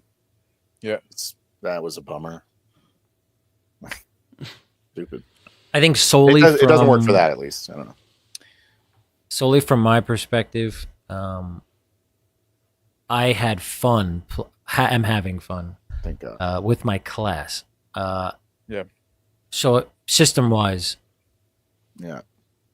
I think I'm having a different experience you guys are. Yeah. Because of my class. that's fair. It seems pretty intuitive, my class. Everything feels smooth. I don't have a lot of jank. But the fatigue, as you mentioned, Crispy, I was feeling that. Whenever I'd get it, I'd be like, I have to describe again, Maybe you we know, should. like how shitty my success was. Or Well, I think maybe the solution can come out of a social contract addendum. We just make it so that the GM describes fear and he's allowed to sort of take a little agency from you in the case of a fear. Can try that. That's probably the move. Yeah, probably. That way, you guys don't ever have to think about It's it. also like, And I can think interrupt that's, the turn and describe what happens to you. I think Just also how like it's intended. the term fear and hope. Yeah. I think they're kind of unfortunate because they indicate something that Now I think, oh no, like I succeed with fear, right? When I did the last session, I did the intimidation check, right? And then I succeed with fear. What does it mean? Like, oh no, like I did intimidate the guy, but now I got some afraid of something, like, and then it kind of like push you in, like in me at least, it pushed me in a direction of like thinking of like, oh no, I got some fear, so I need to describe something that, but that's not how it should be, right? It's exactly, that's not how it should be necessarily. Just like me, like it's you succeed with bane or something. They should have gone with a more neutral term, right? Yeah. Elf Hunter's right. Fear and hope are not opposites. You can be hopeful but scared. So I want to address this because this is a good comment. So GM advice is that GM describes the complication. The player shouldn't be describing the fear. That's fine, except again, I'm back to this. This puts a huge amount on to the GM who's already busy with other things going on, and it's a meta currency that he has to track. And then how do you use the meta currency, and how do you have this? How do you have this be something that's not going to just feel like the GM is just blocking you? Like just, oh well, yeah, you succeeded, but since that color dice is higher than that one, you didn't really. Like it to me, it feels almost like the GM is expected on a fear roll to somehow undo the success, not just add a complication, but I don't know. Yeah. I'm not sure. I think that's going to be like a flavor thing. How hard do you go in fear? That's probably going to be changed based on the GM. I can envision tons of arguments happening around the table, of course, over this. Oh yeah, Yeah. Because it's not just a complication because of a strategy or something like that. Then it's just, especially if you don't trust your GM. Yeah. Yep. Yeah. And what one box like, cinema said there, like, the core rule book says success with fear should not undo success. It's a fine line of time to find. That's the point, right? I feel like but it does, right? the only way That's that the whole I mean, point of it. if I was running it, I guess I don't know what you have on your side of the screen for the GM with this game, but I'm understanding there's a lot for you. I would probably try and juggle the fear description and just use it as environmental hazards that occur based on. Yeah, you can do That's that. a lot still. It's a lot still. But even then, Kingmaker, in the advice video, the get your sheet together videos, that video. He's saying, well, you could just bank your fear points. That's right. So then when does, if that's point. the case, then you can lead yourself into situations as a GM that are like, okay, when Max rolls fear, I'm going to bank it. When That's a lot of fear. Crispy rolls fear, I'm going to bank it. But when that tank that I can never seem to affect rolls fear, yeah, he's getting it every time. Like, Yeah, you get Look who pooped their pants again. targeted Again. Yeah. You know, I talked a bit about that on the Bear stream earlier, right? Because we were talking about like somebody was asking about That's a good. Daggerheart, Yeah. and I'm the expert. Of course. But like if we go back to GNS theory, right? When I talk about that, like it's the gameist, narrativist, simulationist. And I think the 40 crowd, we're much more in the simulationist crowd, which doesn't mean that we try to account for every little law of physics in the fucking world. That's not what simulation means. What simulation means is like we focus on what our character would do, right? Our goal into the game is to depict a credible character, and the goal of the GM is to depict a credible world, right? A consistent world. So in that sense, we would fall in the simulationist category. We choose our action based on what our character would do. The gamist would choose the action based on what would make him win the game. The narrativist chooses action what would make the cooler story, right? And I think the critical role people are very much on the narrativist side. They're gonna always, like, the GM is gonna lay those plot hook tick, and the players are trained to bite on them hard because there's a plot, there's a story to go somewhere, and they're gonna follow it, even though it doesn't make sense for the character to develop. They know that's what the GM got planned, so they're gonna go ahead with it, right? And they're gonna do those negotiation and those test driving their turn to figure out what would be the coolest outcome. And I think Daggerheart is very much so a game designed for this kind of mindset. It's very like a story made to be a story-driven game, right? Where the GM got his plot, and everybody at the table work together to make the coolest story. So you're supposed to have this negotiation at the table all the time. Oh, what would happen? You know, even when you read the flow of the game section, that's what they talk about, right? Oh, the player, the GM describe a scene, then the player and the GM ask question, and then there's negotiation going on, and then like you resolve the action. That's in their mind, that's how a turn should go. Crafting out of character. Yes, it's all out of character, so we can make the story up. Oh, what would happen if they? Oh, no, Until we get back to the role playing part again. Exactly, the role play is second, right? The immersion in character, and the depicting of a realistic character that would act like a person is second to having a cool story being crafted, right? Instead of just letting the story happen, we're crafting it to make it happen, right? Call them theory gamers. I would say, I totally agree. I would say that I'm, as far as GM responsibilities, it didn't feel any harder than a 5e game. I'm just keeping track of fear. Yeah. Like, it generally didn't feel any different. I imagine the fear piles up, though, does it? You have, like, I don't have to keep track of initiative, though. So it's just like, you guys are going, then I go. Yeah. Is there a cap on fear for you, like that you can have? Or you just keep getting it? I don't know. Also, my willingness to not know anything comes in handy. Yeah, Phil didn't read the rules. Fear caps out at 12. It's 12, yeah. Okay. Yeah. I've never got that much. Those guys all used fear to fuel their abilities. The imps, when they exploded the blood, that was a fear. So, yeah, I agree with that. That's one first thing there. Last one, I was like, I'm not gonna blow it up. Yeah, so I had a question for you, Kingmaker. Mm-hmm. You're enjoying this character because you like to play the stalwart defender type character. But just to try to, just as a, I suppose more of just a hypothetical,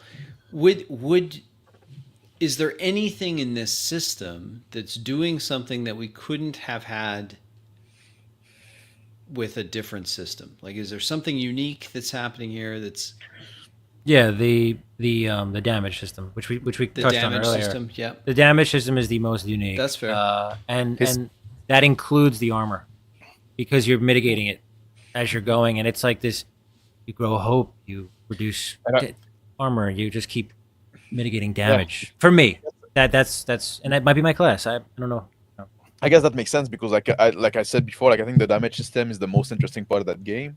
Yeah. And you're a character with more armor, and you can tank damage for other, and you can regen your armor with hope. So you get to interact with this most interesting system in the game. You get to interact with it more than anybody else. I also have an ability called Iron Will. Every time that you guys can consume 1 armor when you take damage, I do 2. So it's like I can't take damage.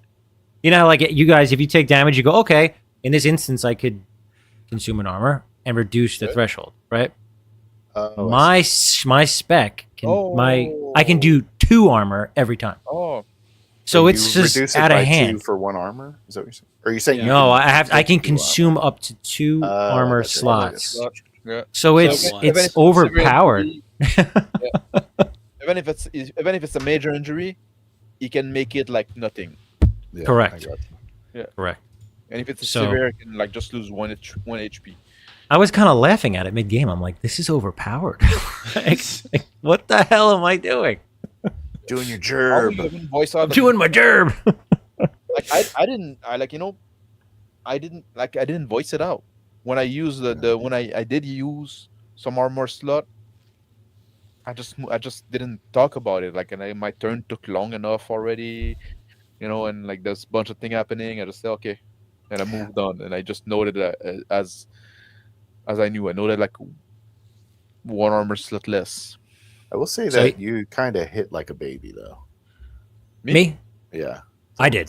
Yeah. I did. Yeah, I did. You're like, 2 damage. I'm like, take 2. No. But Nicholas, to answer that, I had lost sleep over that. I thought about it. Like, me and Big Bad were talking about it on the side. I'm like, how do I describe mitigating this damage?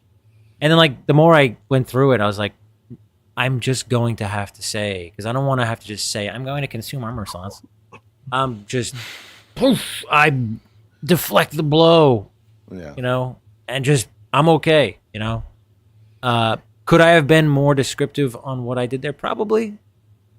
Practice. I don't think that you should consider it your responsibility to voice the mechanic at all.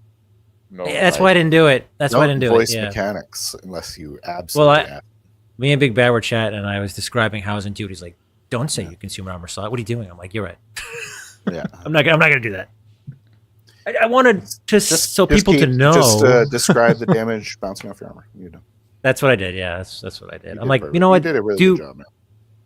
Thank you. Everybody did. You guys all did great. Everybody did. But I was thinking, like, to showcase the system for the viewers? Yeah. So they know what did Kingmaker just do? He consumed an armor slot, but that's lame. That's usually not a consideration of ours. Showcasing a system, like we play it. What we showcase is how we interact with the system. Yeah. Oh, but you need to know if they took damage or not, don't you? Oh no. I think Nicolas is confused about the. It has nothing to do with the other player. That's the thing.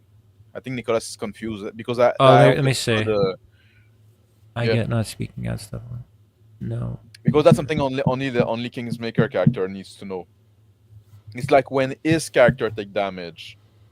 Like, okay, when we take damage, we can sacrifice 1 armor slot to reduce the damage by 1 step.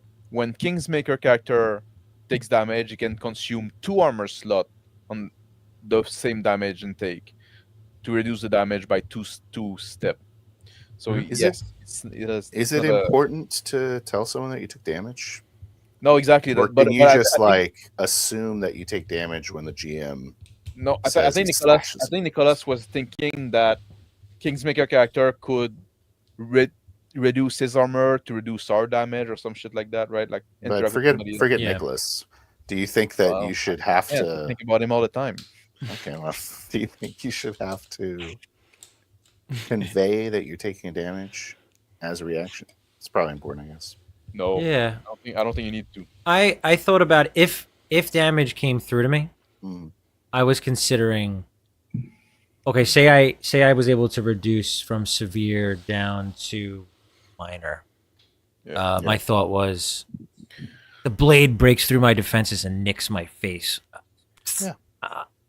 It's kind of right. designed. The damage system is kind of designed to make it know? very easy to describe if you took minor, major, or severe damage. Yeah. Yeah. And that's why I was Yeah, describing it, just so that people weren't like, "Are you injured? Are you?" Like, When you started limping, I was like, something's wrong. You Yeah. okay? Well, he was almost dead. I was almost dead. Yeah. But I think like also like too much description on those things in combat like can slow down the game. So I think in this case, like minor damage almost just be okay. Just move on, right? Oh, Yep. just know they Could have don't been like move on. Severe damage me- might be worth that describing, but yeah. For sure. For minor damage, for me, like maybe I deflected with a shield, but the impact was so severe that I used my wrist and my head. I'm like, that's how I took minor damage. Like, oh, my wrist hurts. yeah. Ow. Yeah, because if it's minor damage because like the armor did its job. Crispy, are you disappointed I left a cliffhanger on it? Did you want to end it? Cliffhanger. Yeah, I wanted to. I wanted to like change the thumbnail. We don't have to finish it. Finale. But We can just stop playing. No, we can do another session. That's the thing. Like, I'm enjoying this character, to be honest. Okay, good. we are so shocked that you're just turn enjoying playing the cat. Let's turn it into Yes. an easy D6 game. And then we can finish it. Just change the whole framework. That's I mean, you could do that. when Crispy was asking, like Kingmaker, you enjoy this character, does the system bring something? And Kingmaker had actually a great answer to it, Yeah, which he is did. absolutely valid. Yep. And I can see that, right? Because of the Yeah. class, I think like you get to interact more with the one mechanic that is actually I'm very interacting with it. Yeah. Yeah. That's a good. That really is. doing, That's what it is. Crispy, when you were in the combat, what were you doing when you were like waving your? I was trying to draw them in close so I could use my card that is Oh, the the Rain of blades. Blades, Oh, where all targets and very close take D8 plus 2 damage. Ooh. Oh, I did a mistake too. I cheated at some point. Oh By no. accident. Yeah, when I did my werewolf. well, your character's dead. What? I don't know. Yes, whole time. I You're died. dead. I'm I just died as killing we you. entered the cave. Yeah. No, like my whirlwind attack. I should have done less damage on the second creature. Come on, I'm dude. sorry. Oh That- no. And it was it's a pretty big deal actually, because this creature wouldn't have been dead. It's true. It is true. It's a pretty big deal. It's part of learning the game, and it's also part of those feature having so many fucking fiddly bit. Yeah, the first crit you did, I was like, you just kill him. And I was like, wait, we're trying to do this system. Yeah. Yeah. Yeah. I guess roll whatever the fuck you roll. It's funny. I was I'm locked just into so the eager to throw the mechanic. system away. Yeah, Hmm? but just to talking, going in a circle here on that. But the mechanic of my class interacting with the best feature, I was locked in. That's why, in some sense, I was initially just now surprised at you guys disliking it, but that's why. I was like, oh, okay. I don't know. It's just I don't know if I dislike it. It just feels like I don't. Plus, Would I run it? No. Yeah. I know I dislike it. Like, well, it's also like if I had no other choice, I could make do with it, but I do have other choice. It's a bizarre parallel dimension. Really. Yeah, It's exactly. the only game I can play. Yeah, Mhm.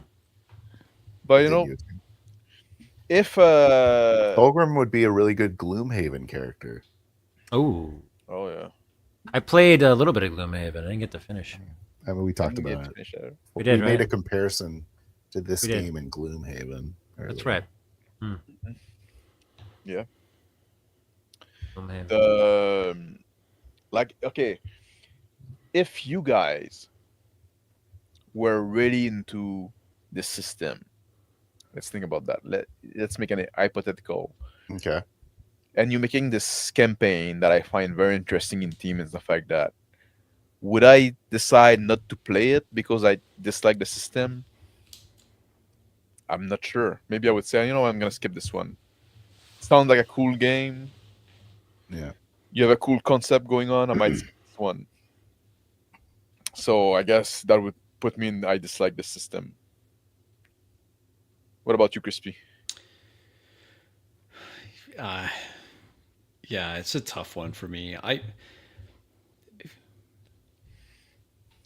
I'm not connecting with the character very well, so like I'm just not sure. I think your role playing him really awesome. Yeah, But just so you know what I think. yeah. 100%. I think if like let's say knowing that others really like their characters, and even if it wasn't my favorite game system, I would play this. If I was like, yeah, I've got this dwarf, and because I really like the dwarf, and I really like the samurai cat, and so I was like, I'd play just for that. But I would say that the system is it's a little bit of sand in the ointment for me. Like I'm like, okay, this is fun. I'm having a great time because I enjoy playing with people that are really into their characters. But there's a lot of things. This particular session, what I was trying to do is I was trying to interact with as many features as possible with the system, and I would be much more comfortable if I just glossed over it. I tried to do a tag team, people.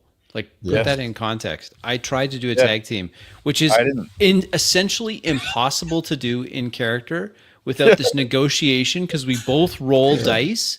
And I'm like, how am I going to get Max to roll dice on this? And then how are we going to decide which of us is going to use which dice roll we're going to use without us just being, okay, so we're doing a tag team. Yay, tag team. You roll, I roll, we decide which roll we're going to take.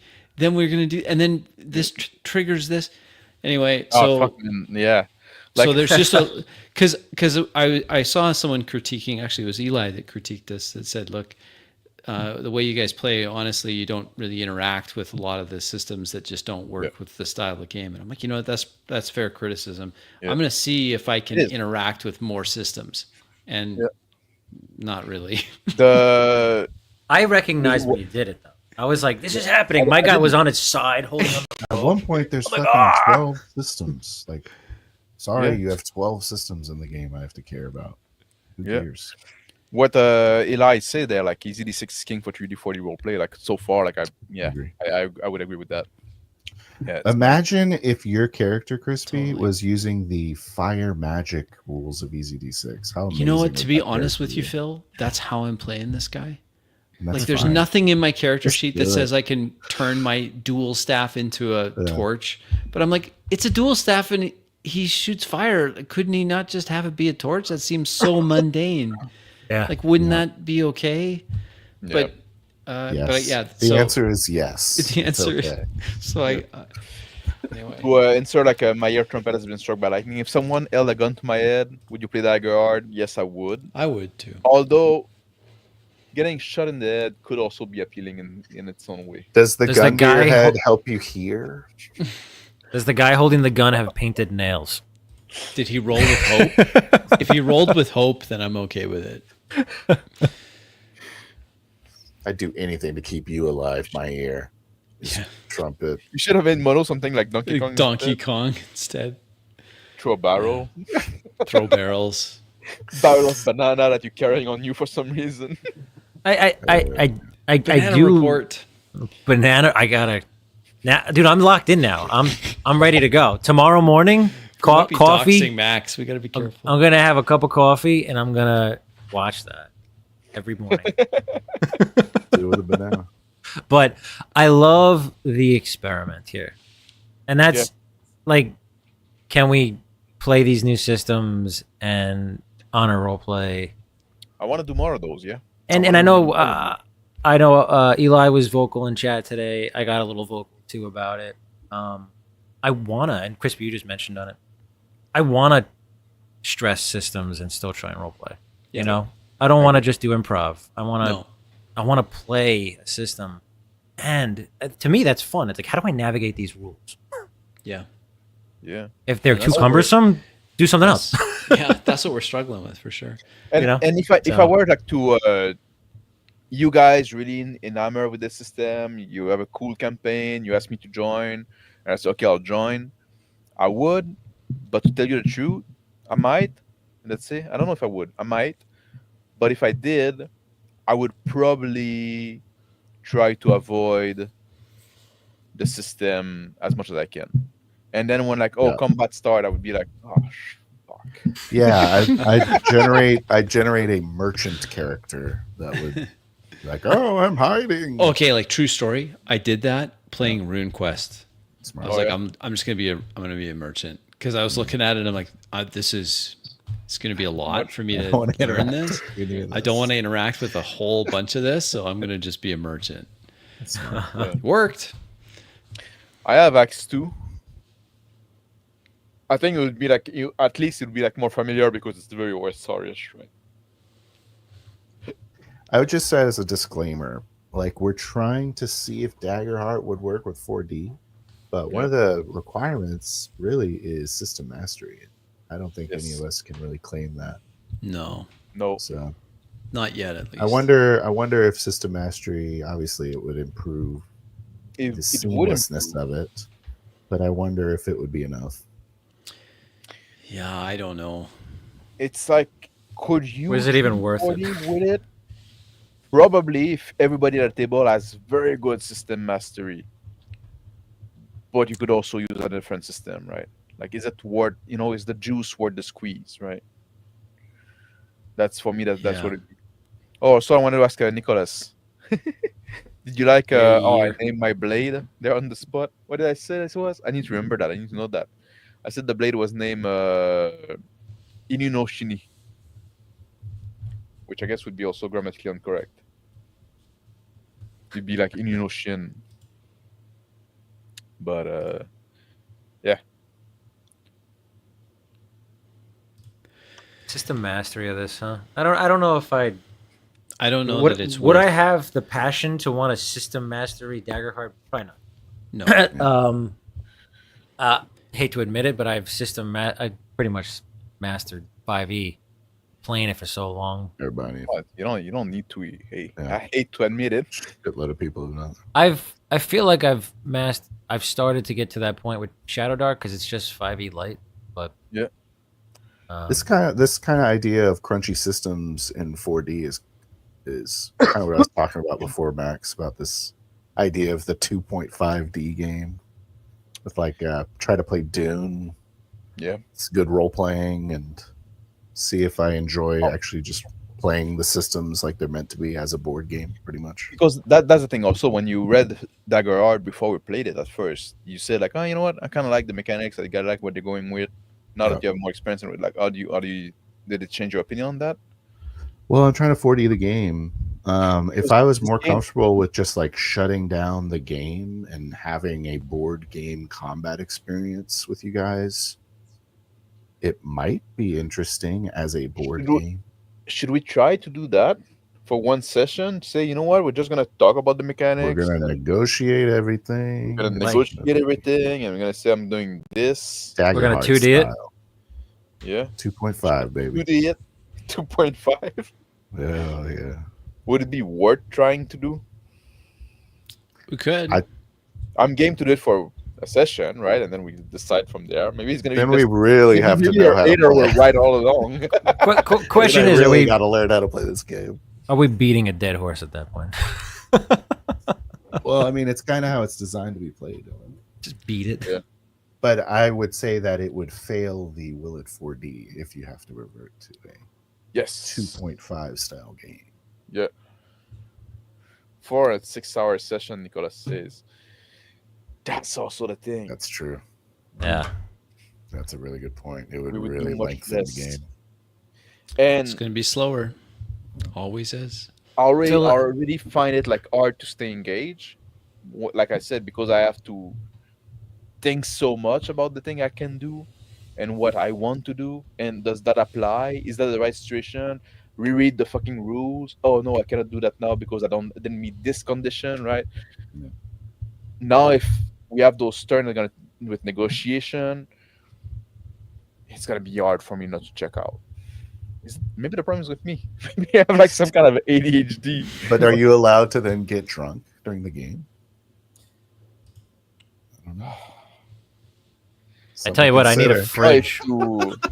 I need a fridge. Look how I'm appealing to your baser nature. I need to have a mini fridge under my desk for these. For I these have one sessions. just right there. Beforehand, I filled this with 2 beers, and mid game I ran out. My dwarf was thirsty. Yeah, well, you I see, can like, tell Crispy is not interested in a 2.5e Daggerheart game. I'm not either, though. To be honest, To be perfectly frank, I don't want to learn this. I don't want to learn it. I have played 2D games since starting on my own kind of obsessive journey, and it's they're boring. They're horrible. I just get so jarring to me now. I just get frustrated with it. Like, I get angry. Yeah, and I'm sitting in. I had to leave the game I was in, and when I was learning to role play more, and it's like I'm sitting there role playing with the GM, and the guy next to me goes, "If I wanted to climb down, what would I have to roll?" And you're just like, "Dude, climb down." Just climb down. Find out when you go over the edge. Yeah. Lost my mind. What do we do now? Are we doing another session just to have this fight? I mean, if you guys are just gonna fight it, We can just do a short one if you want.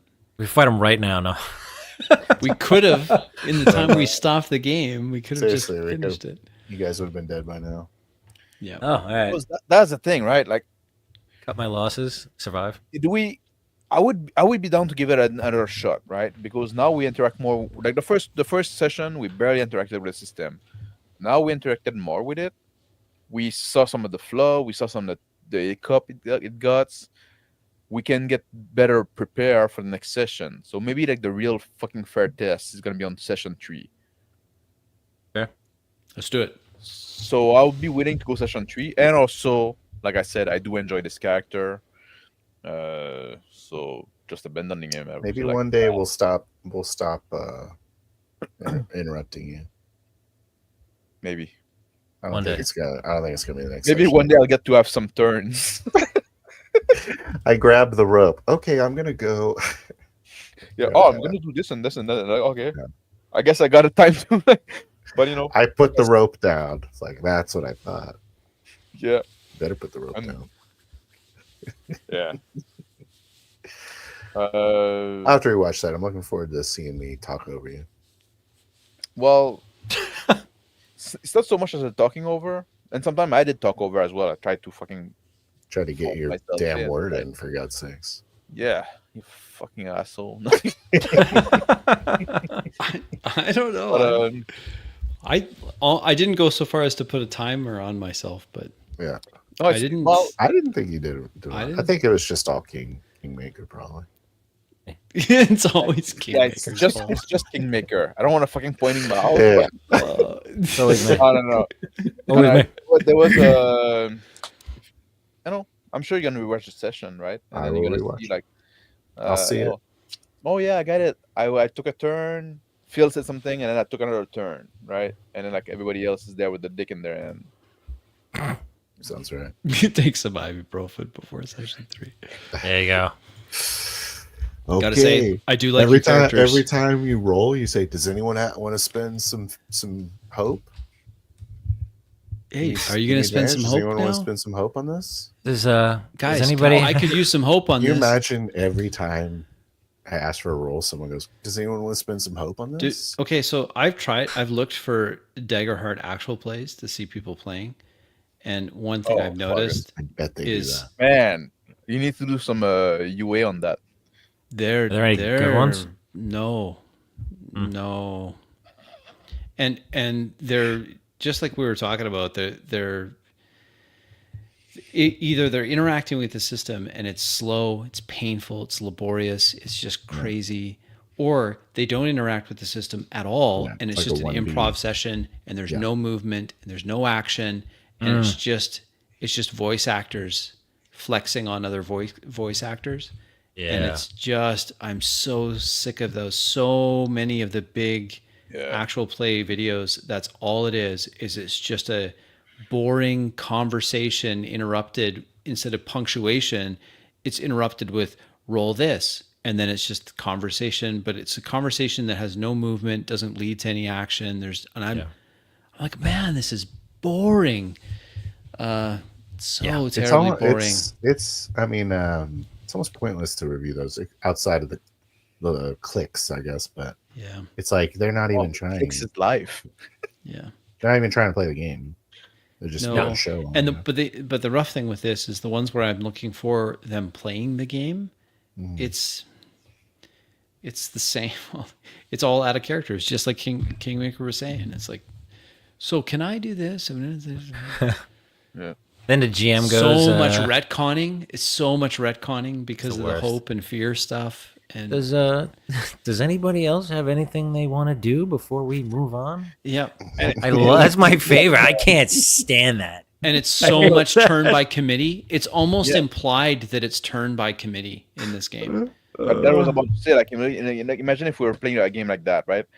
We're in combat. I take my turn. I'm saying like, "Oh, Mono, can you help me like do this thing?" And then we have like this fucking dialogue when I explain you, and then like trying to get like you to do like a tag team fucking action and shit like that.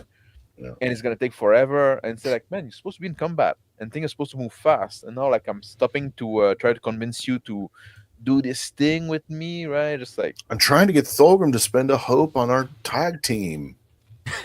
Dude, why don't you spend hope? Like, come on, man. You're not supposed to hoard I have 2 hope left, guys. But, I want to keep my tree hope jerk. because I have this thing that I can spend tree hope on it. I might use it later. No, Daryl, I'm sitting there texting. We're gonna do a session 3. We're gonna finish this off, and I think we owe it to these characters too. Like, we should finish it off. Yeah. Yeah, I like how you I have to at least kill Crispy's character. Yeah, and then he's gonna be able to kill me. But I've just realized I wasn't using one of my class features, and it's gonna throw Phil for a loop. Good. Do not die. Yes. Question is, If you get Blaze die, of Glory. exactly, we'll get to use the dying mechanic.